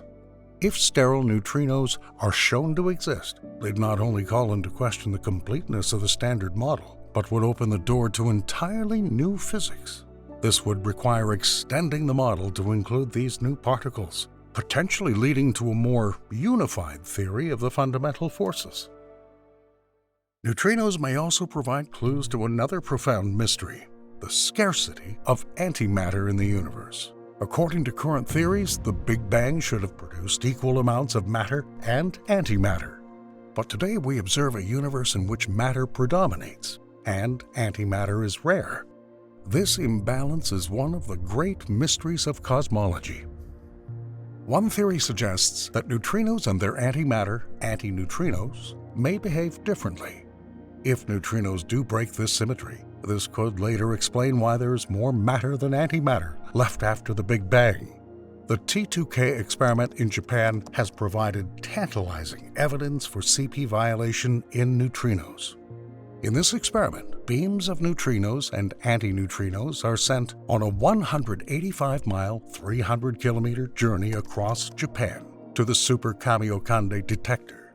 For nearly a decade, researchers have noticed that neutrinos oscillate into different types more often than antineutrinos, suggesting that they may indeed behave differently. This potential CP violation in neutrinos could be the missing piece to explain why the universe is made up mostly of matter. However, the current results, while promising, are not yet conclusive. The level of statistical significance required to recognize a discovery in particle physics is 5 sigma.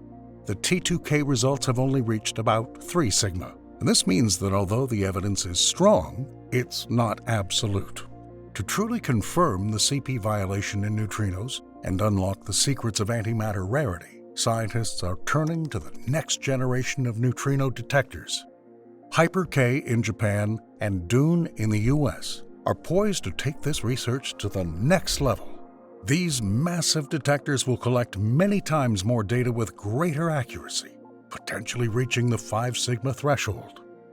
If these experiments confirm CP violation in neutrinos, it could revolutionize our understanding of the origin of the universe and answer one of the most persistent questions in science: why there is something rather than nothing. The study of neutrinos, once considered an obscure branch of physics, may ultimately hold the key to understanding the very fabric of our reality.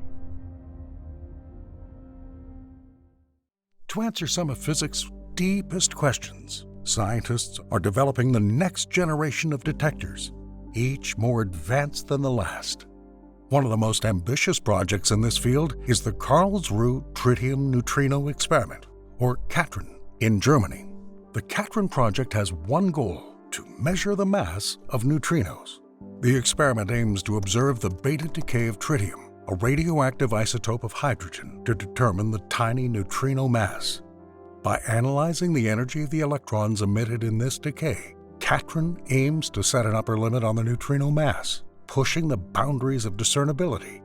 CATRIN has already made significant progress, setting an upper limit on the neutrino mass of 0.8 electron volts, with sensitivity down to 0.2 electron volts. However, this may not be sufficient to determine the true neutrino mass, which may be even smaller. This realization has sparked a global effort to develop alternative methods and experiments that could surpass the capabilities of CATRIN. Among these alternative approaches is the use of holmium-163 in electron capture experiments. Unlike tritium, holmium-163 decays via electron capture when an electron is absorbed by the nucleus, resulting in the emission of a neutrino and a photon. This releases a minuscule amount of heat that can be detected by extremely sensitive equipment. Experiments with holmium-163 have already demonstrated highly accurate energy measurements, and physicists aim to increase their sensitivity by an order of magnitude. Another promising direction is the Project 8 experiment, which uses a magnetic bottle to capture electrons from beta decay in gaseous tritium. By analyzing the radio waves emitted by these captured electrons, researchers can obtain precise measurements of their energies. Project 8 aims to achieve a sensitivity of up to 0.04 eV, which could surpass the limit set by cosmological studies and provide crucial data on the true mass of neutrinos. The quest to understand neutrinos is not confined to one country or continent. It's truly a global endeavor. The challenges posed by these elusive particles have brought together scientists from around the world, fostering collaboration across borders. As we await the first signals from Japan's Hyper-K, which is already taking shape in a newly dug cave, and await news from Dune, nestled deep in an old South Dakota gold mine, the next chapter in our understanding of the universe is just beginning. Stay tuned as we journey through the frontiers of science, making one discovery at a time.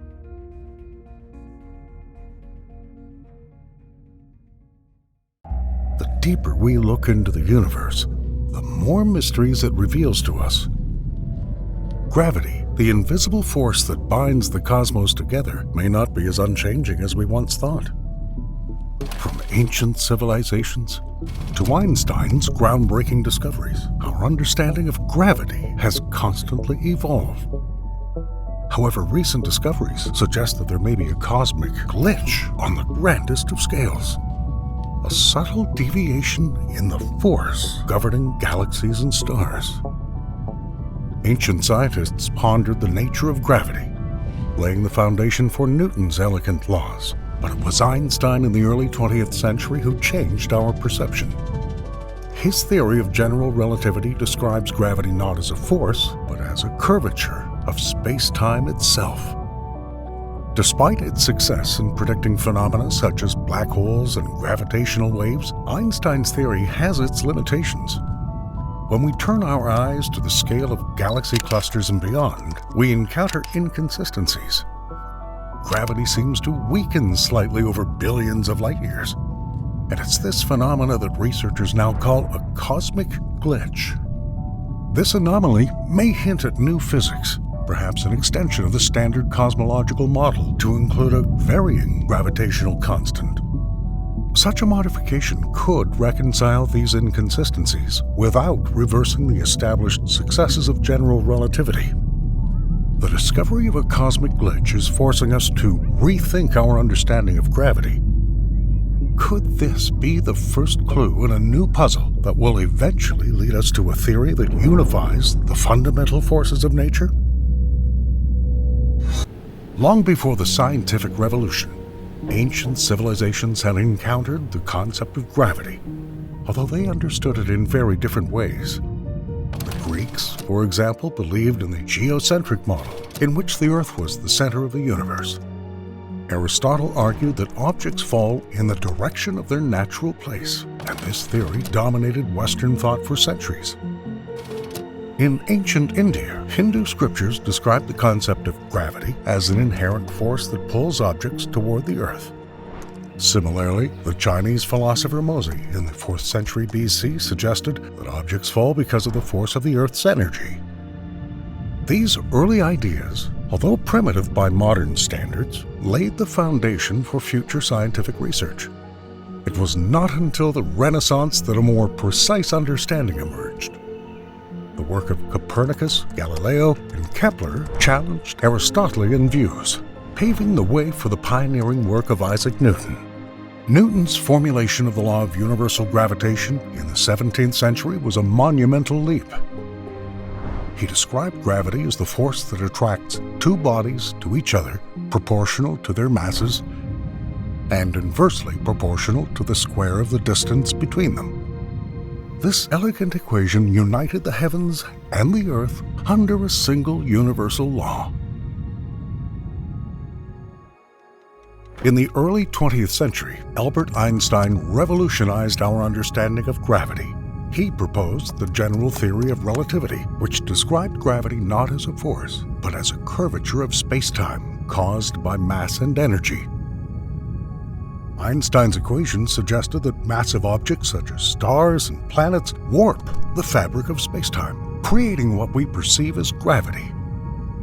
This concept was visually confirmed during the 1919 solar eclipse expedition led by Sir Arthur Eddington. By observing the bending of starlight around the Sun, Eddington provided one of the first experimental confirmations of the general theory of relativity. Consider this: almost a century ago, Einstein added fudge factor to his equations to bring them in line with the then accepted idea of a static universe, and later called this factor his greatest mistake. However, this very constant, lambda, reappeared many years later to explain the accelerating expansion of the universe. Einstein's theory also predicted phenomena such as black holes and gravitational waves that we have only begun to observe in recent years, further confirming the validity of his theory. The Event Horizon Telescope's image of a black hole in 2019 and LIGO's detection of gravitational waves in 2015 were monumental achievements in modern astrophysics. Despite its successes, however, general relativity has its limitations. It's inconsistent with quantum mechanics, the basis for understanding the subatomic world. This has led scientists to search for a more comprehensive theory that unites these two pillars of physics. In the quest to understand the universe, scientists have discovered anomalies that challenge our generally accepted understanding of gravity. These inconsistencies indicate that our current theories, while robust, may be incomplete. The general theory of relativity proposed by Albert Einstein has become a cornerstone of modern physics. The theory has been remarkably successful in explaining a wide range of phenomena, from the orbits of planets to the behavior of light around massive objects. However, recent research points to potential inconsistencies when the general theory of relativity is applied at cosmic scales. Recent research conducted by Robin, Y. Wen, and colleagues in 2024 hypothesized a cosmic glitch in gravity. Their research suggests that the gravitational constant may not be exactly constant over vast cosmic distances. In particular, gravity appears to be about 1% weaker when it comes to distances of billions of light years. This anomaly causes difficulties in our understanding of what's happening because it implies a deviation from Einstein's theory of extreme scales. To solve this problem, scientists propose a modification of the standard cosmological model, known as lambda, cold dark matter. This adaptation involves adding a new parameter that slightly corrects the gravitational constant on cosmic scales, without affecting its proven accuracy on smaller scales. The conflict between general relativity and quantum mechanics further complicates our understanding of gravity. General relativity best describes large-scale structures, such as galaxies and black holes, while quantum mechanics provides the best framework for understanding particles on the smallest scales. However, the two theories are fundamentally incompatible. One of the most striking proofs of this contradiction is the behavior of black holes. The general theory of relativity predicts the existence of singularities, points of infinite density at the centers of black holes. In contrast, quantum mechanics suggests that such infinities cannot exist, indicating the need for a new theory that could unify the two systems.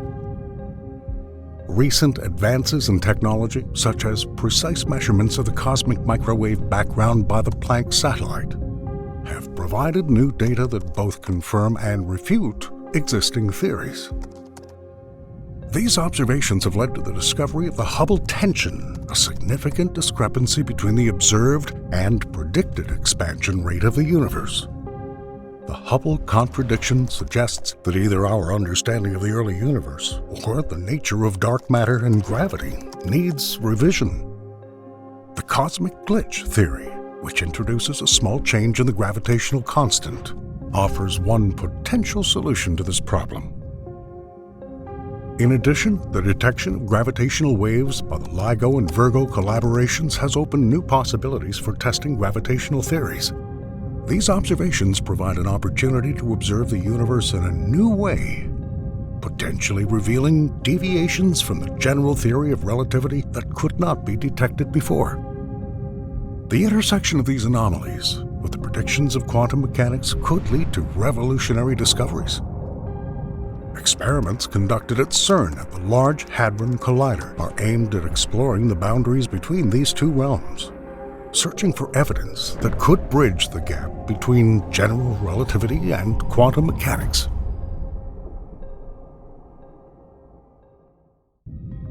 In search of understanding of gravitation, some scientists suggest that it may not be a fundamental force, but rather an emergent phenomenon arising from deeper principles.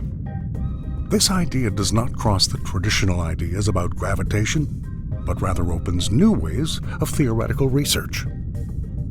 One well-known alternative is modified Newtonian dynamics, or MOND, proposed by Mordecai Milgram in the early 1980s. The theory suggests that Newton's laws need adjustment at the very low accelerations, characteristic of the outskirts of galaxies. According to MOND, these changes can explain the observed rotation curves of galaxies without involving dark matter. MOND has had some success in predicting the behavior of stars and galaxies, where traditional theories of gravity fail. However, it is unable to explain phenomena on large cosmic scales, such as galaxy clusters and the cosmic microwave background, where dark matter remains a more acceptable explanation. Another interesting theory is emergent gravity, Eric Verlin proposed in 2010. Verlin suggests that gravity is not a fundamental interaction, but arises from thermodynamic principles of information storage on holographic screens.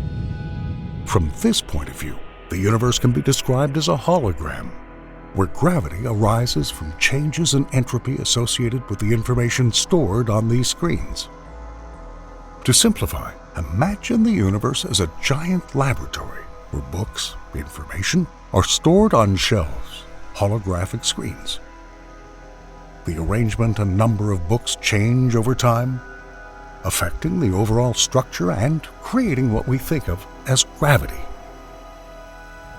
Verlin's emergent gravity has intriguing implications for our understanding of dark matter. Instead of invisible particles, the effects attributed to dark matter may be a consequence of emergent properties of space-time itself. This theory allows us to take a new look at the connection between gravitation and thermodynamics. In addition to Mond and Verlin's theory, there are several other alternative approaches. One such theory is modified gravity, or simply MOG, proposed by John Moffat. which introduces additional gravitational fields to explain the rotation curves of galaxies and the dynamics of galaxy clusters without dark matter. Mogg suggests that these additional fields modify the strength of gravity on different scales. In addition, the concept of entropic gravity, closely related to Verlin's ideas, suggests that gravity arises from the tendencies of systems to increase entropy. This thermodynamic interpretation is consistent with the principles of statistical mechanics, providing a new lens through which gravitational interactions can be viewed. These alternative theories, although not universally recognized, open before us new perspectives and require further research and experiments. They force us to reconsider the view of gravitation not as an inherent force of nature, but as a consequence of deeper, fundamental principles. As we move toward the middle of the 21st century, our quest to understand gravity continues to push the boundaries of technology and knowledge. State-of-the-art experiments and missions are being designed to test the limits of our gravitational theories, yielding new insights and potentially revolutionary discoveries. One of the most significant ongoing projects is, of course, the acclaimed James Webb Space Telescope. JWST observations to date have been crucial for testing theories of gravity on the largest scales, especially those that predict deviations from general relativity. Another key player in gravitational research is the Large Hadron Collider at CERN. This particle gas pedal, the largest and most powerful in the world, collides protons at unprecedented energies. These collisions allow physicists to study fundamental particles and forces, including the potential discovery of particles that can mediate gravitational interaction at quantum scales. Experiments at the LHC are critical to understanding how gravity can combine with other fundamental forces. Space missions such as the Laser Interferometer Space Antenna, LISA, also loom on the horizon. Planned for launch in the mid-2030s, LISA will consist of 3 spacecraft forming a giant triangular interferometer in space. This facility will detect gravitational waves with much greater sensitivity than existing ground-based detectors, such as LIGO and Virgo. The goal of LISA is to observe gravitational waves from the merger of supermassive black holes, which will test Einstein's general theory of relativity and provide new insights into dark matter and dark energy. But let's get closer to home, where Event Horizon Telescope continues to make groundbreaking contributions. In 2019, EHT obtained the first ever image of the black hole M87, demonstrating the power of synchronizing telescopes around the world to create a planet-sized interferometer. EHT is now focused on even more precise observations of black holes, including the one at the center of our galaxy, Sagittarius A. These observations will test the predictions of the general theory of relativity in extreme gravitational fields. In addition, let us recall the already mentioned recent study by Wen et al., which proposes a cosmic glitch in gravity, suggesting that the gravitational constant may vary over cosmic distances. This study will be further tested with data from the Planck satellite and future cosmic microwave background experiments. Upcoming missions such as the Simons Observatory and CMB-S4 aim to make more precise measurements of the CMB that can confirm or refute the existence of such a glitch, offering a deeper understanding of the nature of gravity at the largest scales. In addition, the Vera C. Rubin Observatory, which will soon become fully operational, will conduct the Legacy Survey of Space and Time. This survey will map billions of galaxies, providing a detailed view of the structure and evolution of the universe. The data from LLST will help test theories of dark matter, dark energy, and gravity, and possibly reveal new phenomena that will change our current understanding. Another exciting frontier is the search for quantum gravity using benchtop experiments. These experiments use highly sensitive equipment to detect tiny gravitational effects on very small scales, where quantum mechanical effects become significant. Such experiments are designed to bridge the gap between general relativity and quantum mechanics, which may lead to a unified theory of gravitation. These state-of-the-art experiments and missions represent the cutting edge of gravitational research. They are designed not only to test existing theories, but also to discover new phenomena that could revolutionize our understanding of the universe. Revising our understanding of gravity could have profound implications for cosmology, astrophysics, and technology. The anomalies and alternative theories that we've studied suggest that our understanding of gravity is far from complete. As our models improve, we can expect significant progress in several key areas. In cosmology, a more accurate model of gravity could solve existing mysteries, such as the nature of dark matter and dark energy. If gravity behaves differently over vast cosmic distances, it could provide a new explanation for the accelerated expansion of the universe and the distribution of galaxies.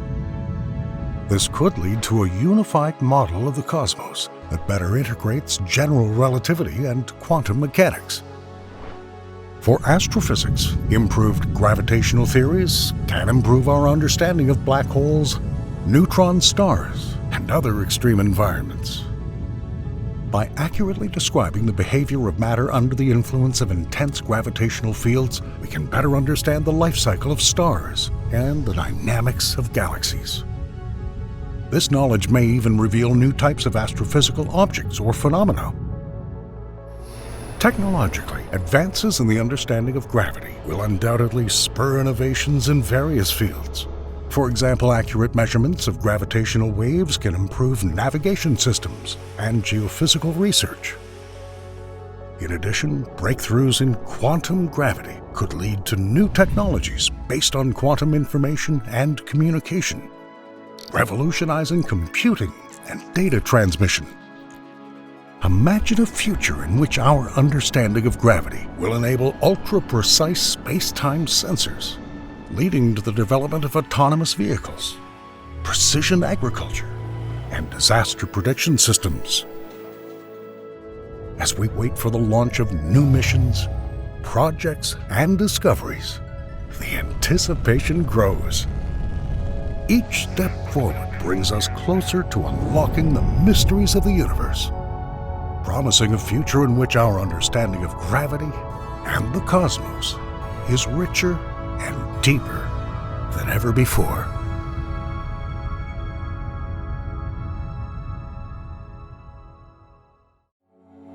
Imagine a colossal invisible force at the galaxy's heart, controlling its existence. This hidden conductor is none other than a supermassive black hole. Although they're often portrayed as chaotic, all-consuming monsters, these giants play a crucial role in the life cycle of galaxies. At the center of most large galaxies is a supermassive black hole whose gravitational pull is so strong that not even light can escape it.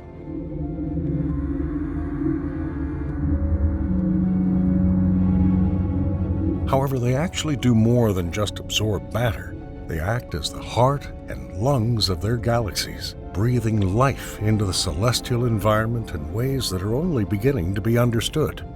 Recent research shows that the jets of gas and radiation ejected from the poles of supermassive black holes are akin to the airways that feed our lungs. These jets create shock waves that oscillate, much like the thoracic diaphragm in our chest cavities, which moves to inflate and deflate our lungs.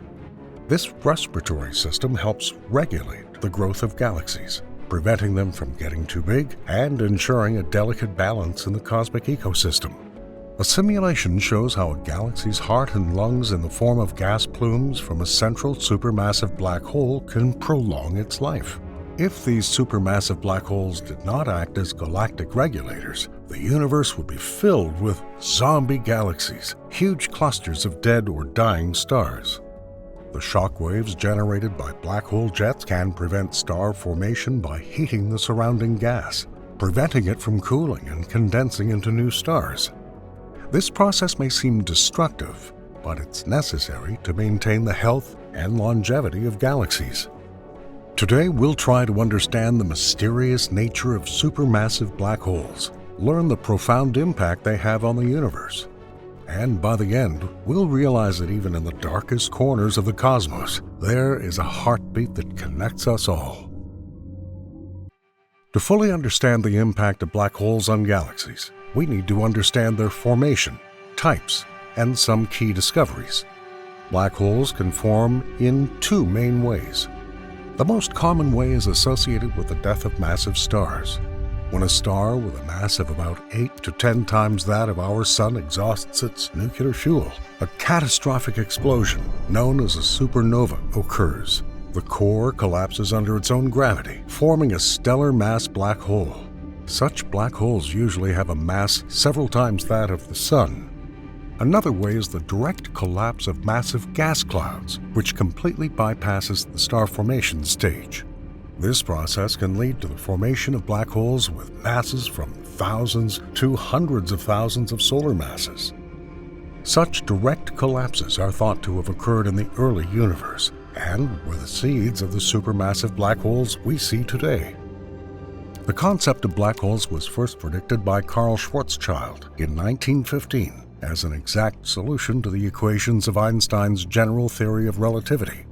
These equations describe how matter forms the fabric of space and time. Schwarzschild's solution allowed us to discover regions where gravity is so strong that nothing, not even light, can escape it. The first black hole confirmed by observations was Cygnus X1. Discovered in 1964, this stellar mass black hole in the Milky Way was identified by X-ray emission that was caused by the accretion of material from a companion star. This discovery was the first convincing evidence that black holes are not just theoretical constructs, but real objects in the universe. Scientists have determined that a black hole consists of three main regions: the event horizon, the photon sphere, and the singularity. The event horizon is the boundary beyond which nothing can go once within its limits. The photon sphere is a region where gravity is so strong that light particles are forced to orbit. In the center, there is a singularity, a point of infinite density where the laws of physics known to us are destroyed. Black holes come in a variety of sizes.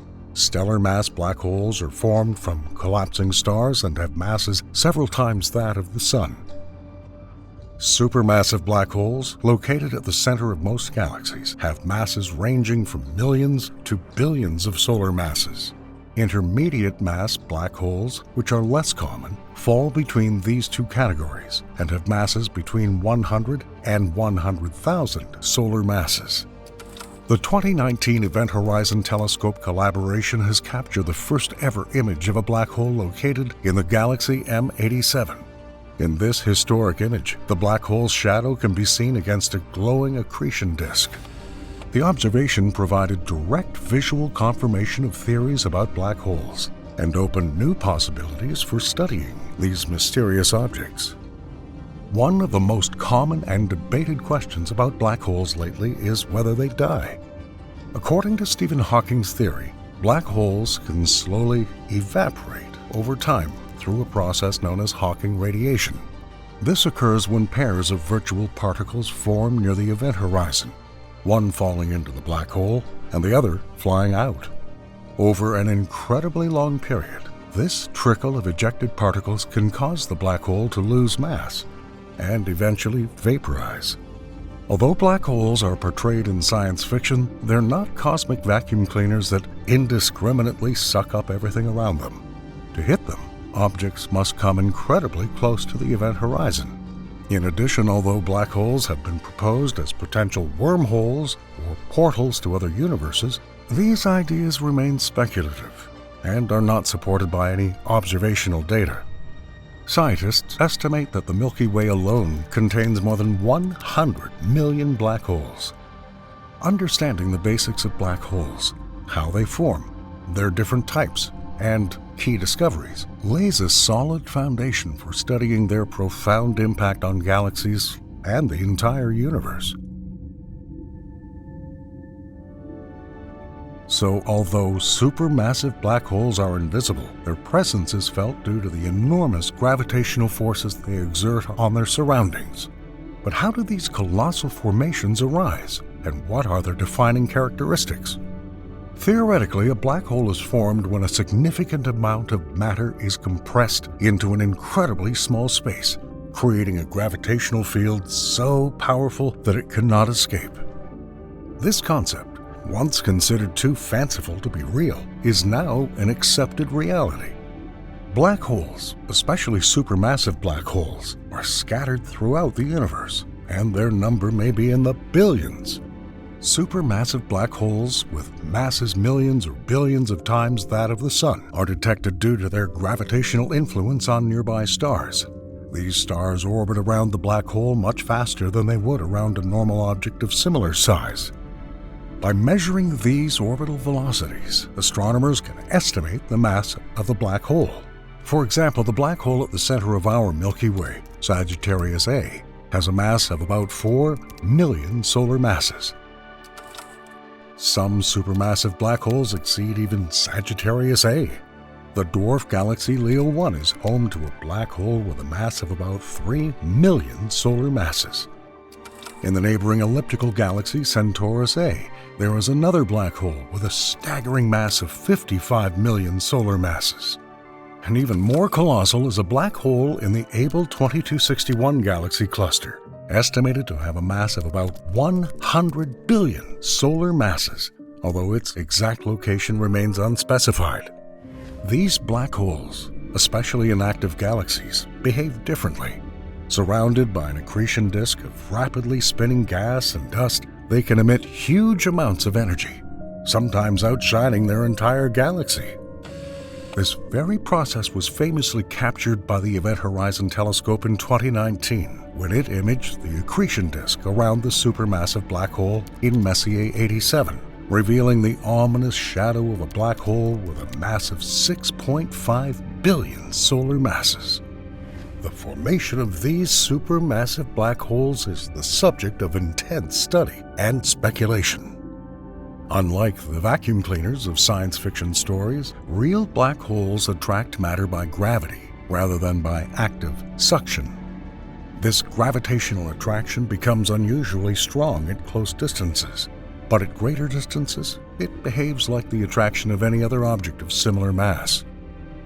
According to one theory, the oldest supermassive black holes formed almost immediately by the gravitational collapse of massive gas clouds, containing as much matter as millions of stars. This direct collapse model suggests that such black holes could have formed in as little as 150 million years, a blink of an eye by cosmic standards. According to another hypothesis, primordial black holes born under the stressful conditions of the Big Bang served as seeds for subsequent growth. By studying these colossal formations, we gain insight into the fundamental processes that shape galaxies and, by extension, the universe itself. But what happens when two galaxies collide? It's not just a dramatic cosmic event, it's a transformational process that changes the very fabric of the universe. At the center of these galactic collisions are the same supermassive black holes, and their interactions produce some of the most energetic phenomena known. When galaxies approach each other, their central supermassive black holes begin to interact gravitationally, spiraling toward an inevitable merger.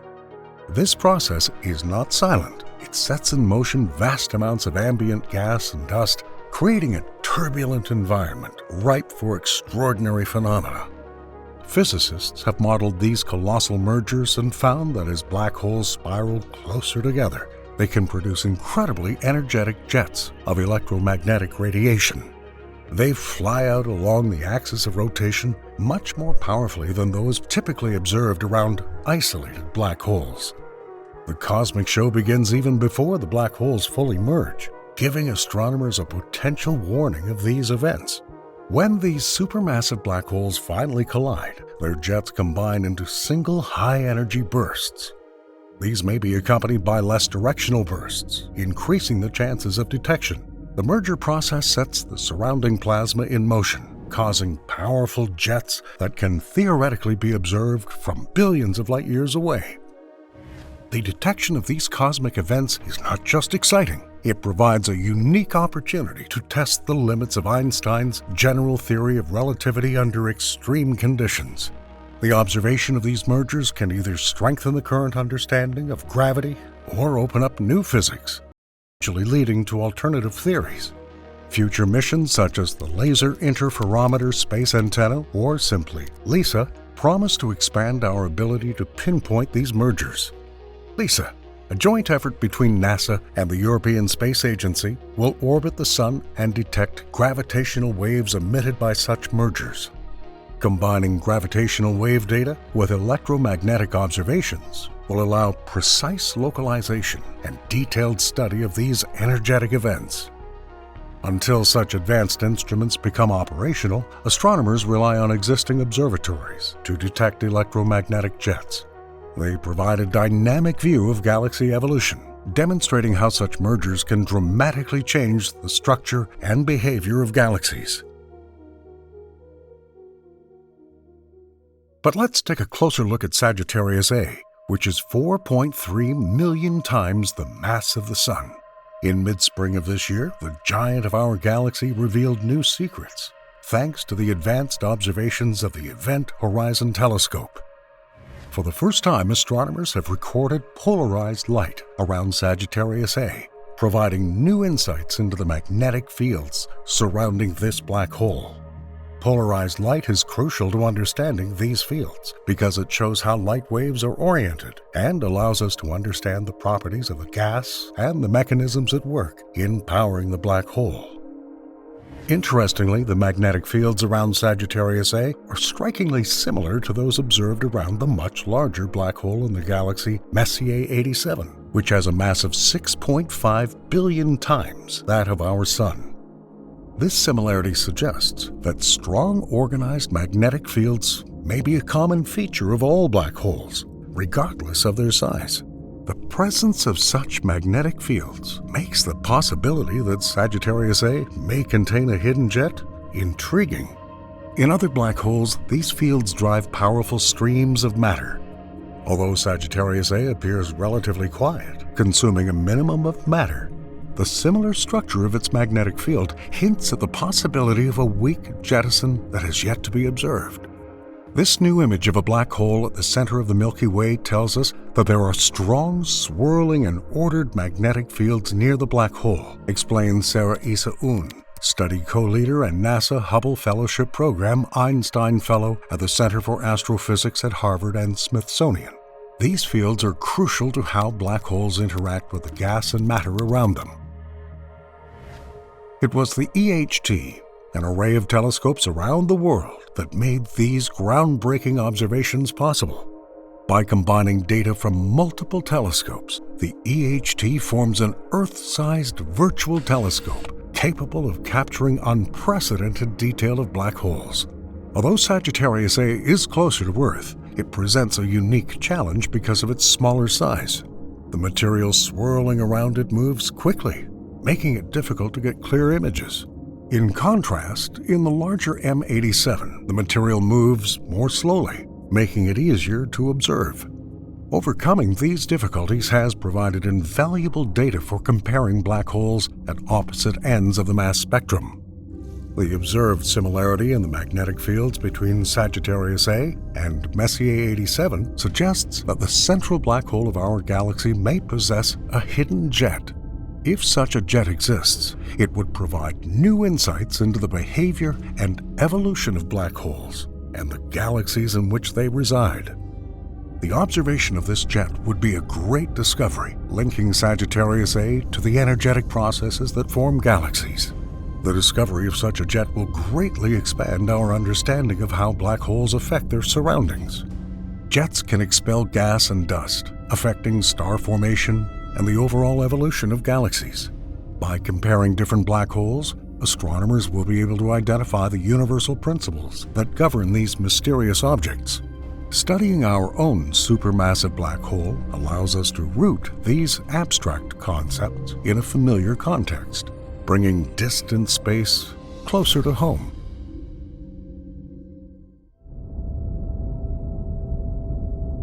The influence of supermassive black holes extends far beyond their gravitational effects. Relativistic jets can have a dramatic effect on the formation and evolution of galaxies, affecting everything from star formation to the distribution of gas and dust. A striking example of the influence of black hole jets is the Teacup Galaxy, located at a distance of about 1.3 billion light-years from Earth. The Teacup Galaxy got its name because of its peculiar handle structure, which was formed due to the activity of a relativistic jet from its central supermassive black hole. This galaxy is a vivid example of how even low-powered jets can significantly affect the environment. Even in the case of radio-quiet galaxies, jets can redistribute and disrupt the surrounding gas, and this will have an impact on the galaxy's ability to form new stars. Recent observations with the Atacama Large Millimeter Array have shown that jets in the Teacup Galaxy, although relatively weak, move, heat, and accelerate the galaxy's gas. Even in the case of radio-molten galaxies, jets can redistribute and disrupt the surrounding gas, and this affects the galaxy's ability to form new stars, explains Cristina Rauz Almeida, an astronomer at the Instituto de Astrofísica de Canarias. The effects of these jets do not always occur head-on. The study found that the most significant effects in the Teacup Galaxy occur perpendicular to the direction of the jets. This lateral turbulence is caused by shock waves generated by the jet bubble, which heats and inflates the gas. These interactions can prevent star formation by preventing the gas from cooling and collapsing into new stars. While strong jets can heat the gas in galaxies to such an extent that they slow its growth, preventing the formation of new stars, weaker jets, such as in radio-quiet galaxies, also play an important role. These jets can still stir up the gas in a galaxy, causing it to move and redistribute. Such activity can lead to the formation of new structures within the galaxy and affect its long-term evolution. Understanding the influence of these jets allows astronomers to piece together the complex puzzle of galaxy formation.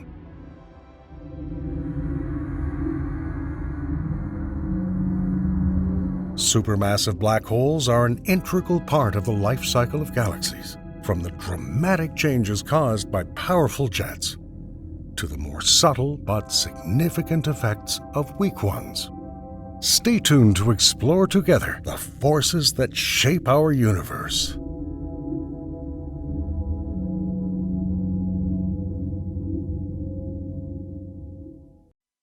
In 1977, humanity embarked on one of its most daring journeys, launching 2 intrepid explorers into the great unknown. These were not astronauts, but the Voyager spacecraft, twin probes designed to push the boundaries of our cosmic backyard. Created by the hands of dreamers and inspired by the dreams of scientists, Voyager 1 and Voyager 2 were designed to fly to the stars. Their mission was not just to explore, but to introduce the inhabitants of the pale blue dot to the outer giants of our solar system. Armed with a gold plate, a time capsule that captures the essence of humanity, these silent ambassadors carried the sights and sounds of Earth, a message to the cosmos. We are here. We are exploring. We are Voyager. While we stood on the threshold of the unknown, the Voyagers continued and continue their lonely journey through the interstellar void. What mysteries have they uncovered? What stories of endurance and discovery are captured in their journey? And most importantly, will they still be able to discover some new worlds? Join our Voyager saga, a story of adventure, resilience, and humanity's relentless pursuit of knowledge. In the sweltering summer of 1977, a cosmic opportunity loomed on the horizon. The planets of our solar system were aligning in a way that happens only once every 176 years. This rare celestial event opened the way to the unknown and gave us a chance to embark on a grand journey to the outer planets. Using this happy coincidence, NASA engineers and scientists conceived of a mission in which two probes would slingshot from planet to planet, using the gravitational pull of each to propel them farther into the depths of space. The technological marvels that were Voyager 1 and Voyager 2 were equipped with the most advanced instruments of their time. From imaging systems capable of capturing Jupiter's swirling storms to magnetometers designed to study Saturn's magnetic fields, these spacecrafts were to rewrite our understanding of the solar system. But the journey to the launch pad was fraught with challenges, budgetary constraints, technological hurdles, and the boldness of the mission objectives pushed the team to the limit. Every component of the spacecraft had to be painstakingly tested, every system optimized for the rigors of space. As the launch dates approached, the excitement was palpable. 3, 2, 1. MDS, we have ignition, we have a liftoff. Soaring into the skies, these twin messengers carried with them the hopes and dreams of all mankind, embarking on a journey that would forever change the way we think about the cosmos. When Voyager 1 and Voyager 2 traveled beyond the asteroid belt, they were greeted by the colossal presence of Jupiter, the gas giant that gravitationally dominates our solar system. These encounters set in motion a series of groundbreaking discoveries that would overturn our view of the outer planets. Armed with a host of sophisticated instruments, the probes peered into the planet's turbulent atmosphere, revealing the dynamic and violent nature of its storms.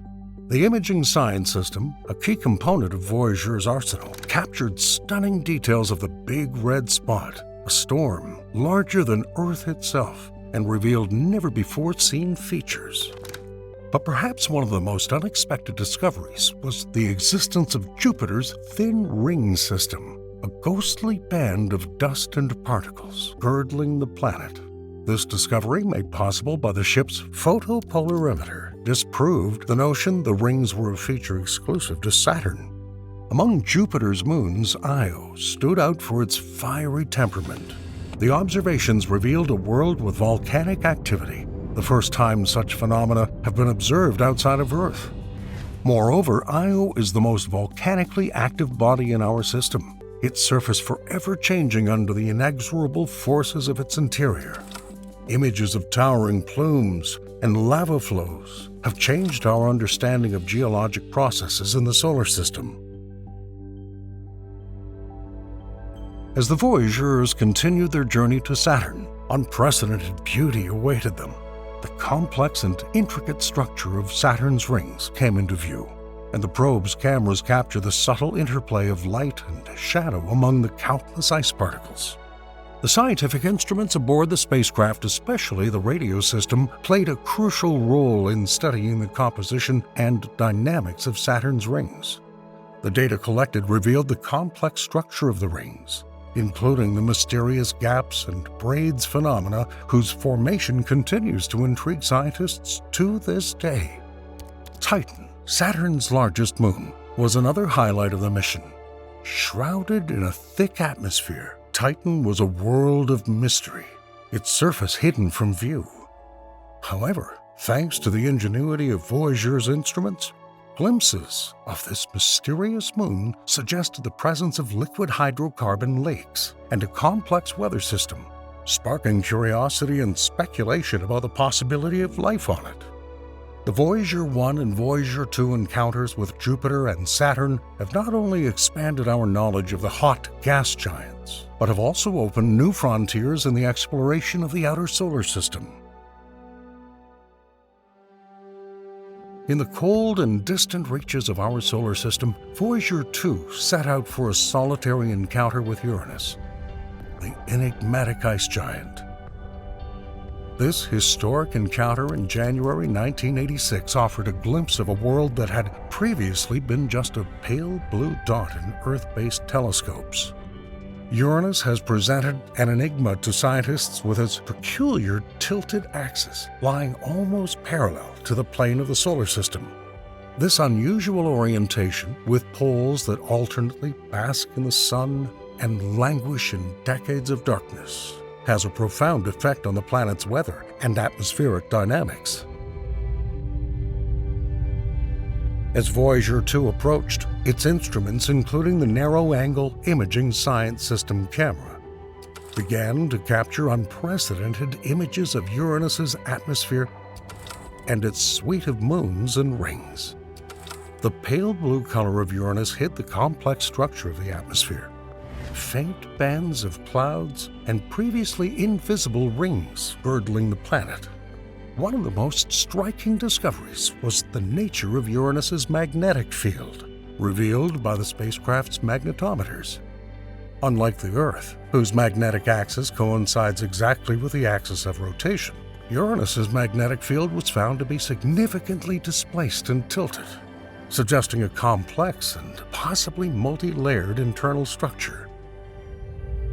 Leaving Uranus behind, Voyager 2 continued its journey to Neptune, the most distant of the known planets. In August 1989, mankind saw Neptune for the first time up close. A dynamic and turbulent world, at the center of which was the Great Dark Spot, a storm the size of the Earth. Neptune's atmosphere, buffeted by supersonic winds, paints a portrait of a planet alive with weather disasters. The spacecraft and its suite of instruments have delved into the mysteries of these winds, capturing the movement of cloud formations and the complex pattern of Neptune's faint rings. Among Neptune's moons, Triton stands out for its retrograde orbit and geologically young surface. Voyager 2 images of Triton showed a frozen landscape dotted with geysers spewing nitrogen gas and dust into space, hinting at a geologically active interior. Voyager 2's encounter with Uranus and Neptune have expanded the frontiers of our knowledge, revealing the diversity and dynamism of the outer planets. These fleeting visits have provided a treasure trove of data that continues to influence our understanding of the icy giants of the solar system. Moving farther and farther away, with limited resources, mission controllers face the difficult question of which instruments should be left operational. To extend the life of the mission, non-essential systems, including the camera, were planned to be shut down permanently. But in a moment that epitomized the human spirit of exploration and reflection, astronomer Carl Sagan proposed a bold idea. Before the camera goes silent forever, he suggested that Voyager 1 take one last picture of Earth, a farewell shot of our home planet from the edge of the solar system. On February 13, 1990, the spacecraft warmed up its cameras for 3 hours. The spacecraft's science platform then took a series of images from a distance of about 4 billion miles that would later be combined into a mosaic of the solar system. Among the myriad scientific achievements, it was Voyager 1's gaze toward its home planet that captured the collective imagination of humankind. That pale blue dot is a testament to our insignificance in the vast expanse of space, and a poignant reminder of our shared responsibility to preserve and protect the only home we have ever known. In an odyssey that stretches beyond the bounds of human perception, Voyager 1 and Voyager 2 traveled beyond the confines of our solar system, traversing the vast, uncharted territories of interstellar space.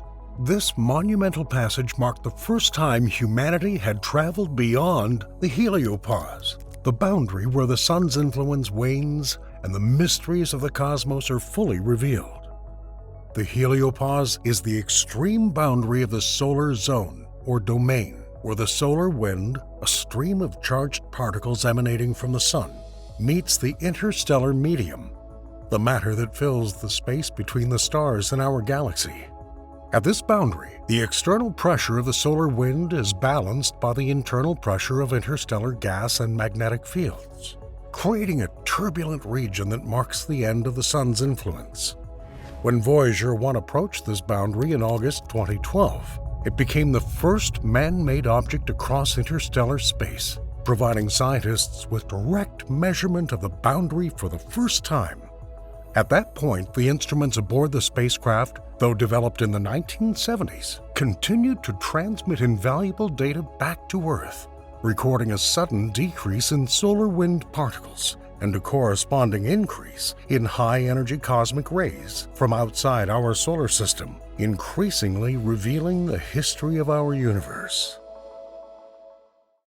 Voyager's journey beyond our solar system has not only expanded our understanding of the universe, but it's also paved the way for future endeavors in the never-ending quest to explore space.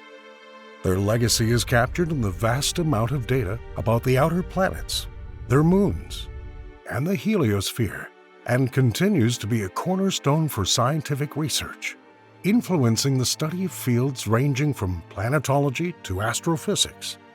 These missions have provided insights into the dynamics of planetary atmospheres, the structure of rings, and the nature of magnetic fields, setting the stage for subsequent missions. In the spirit of Voyager's pioneering voyage, subsequent missions have been designed to delve deeper into the mysteries uncovered by the twin spacecraft. For example, the Cassini-Huygens mission expanded our knowledge of Saturn by deeply analyzing the planet's rings, moons, and atmosphere. Similarly, the Juno mission looked beneath Jupiter's clouds, revealing the secrets of its internal structure and magnetic field. Looking to the future, the scientific community is clamoring for dedicated missions to Uranus and Neptune. These proposed missions are aimed at a comprehensive study of the icy giants, exploring their unique atmospheres, complex ring systems, and diverse moons. Such studies will not only improve our understanding of these enigmatic planets, but will also shed light on the formation and evolution of the solar system. Among the myriad scientific instruments and revolutionary technologies aboard the Voyager spacecraft is a message not for us, but for the unknown, for the future, or perhaps for other space dwellers. That message is the Golden Record, a 12-inch gold-plated copper disc on which are recorded sounds, images, music, and greetings from Earth. The Gold Record serves as a time capsule, a snapshot of humanity and our planet at the end of the 20th century. Its contents have been carefully selected to show the diversity of life and culture on Earth, from the sounds of nature, such as birdsong and the sound of the ocean, to music from different cultures and eras, including Bach, Beethoven, and traditional music from around the world. Decisions about the content of the Golden Record were guided by the desire to present a comprehensive picture of Earth and humanity. The team, led by Carl Sagan, put a lot of thought into including content that would not only convey the complexity and beauty of life on Earth, but also reveal fundamental scientific concepts, such as the structure of DNA and the location of our planet in the solar system. The cover of the Golden Record is decorated with symbolic instructions, the universal language of science and mathematics, designed to tell potential aliens how to decipher the disk. These symbols explain the origins of the record and provide instructions on how to play the audio content, ensuring that the message is understood throughout the space, transcending language and cultural barriers.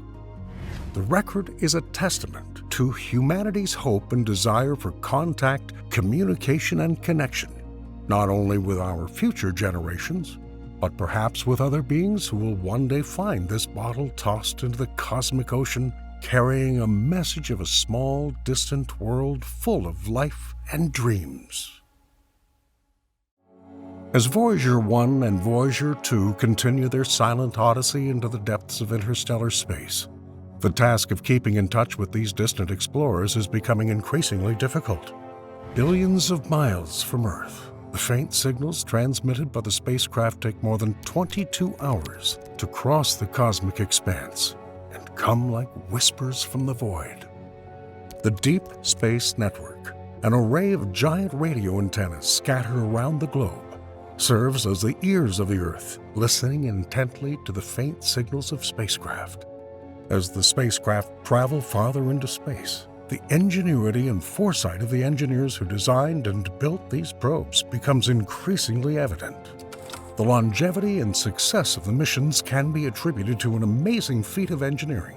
Designed to last only 5 years, the spacecraft have exceeded their expected lifespan many times over, thanks to redundant systems, robust construction, and the use of radioisotope thermoelectric generators, or RTGs, for power generation. These RTGs convert the heat generated by the decay of plutonium-238 into electricity that fuels the spacecraft's instruments and communication systems. As RTG power decreases, mission controllers are faced with making difficult decisions about which instruments should continue to operate. This careful management of dwindling resources ensures that the most important science instruments remain operational for as long as possible, continuing to collect invaluable data at the frontiers of space. Looking ahead, we expect the Voyagers to continue their silent journey long after their last instruments have fallen silent.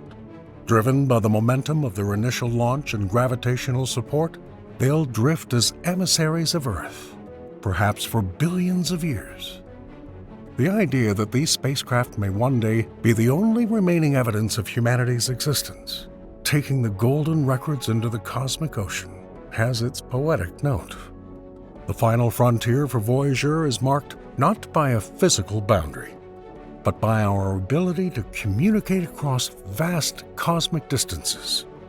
But even as spacecraft fade into silence, their legacy lives on, a testament to human curiosity and the unquenchable desire to explore the unknown.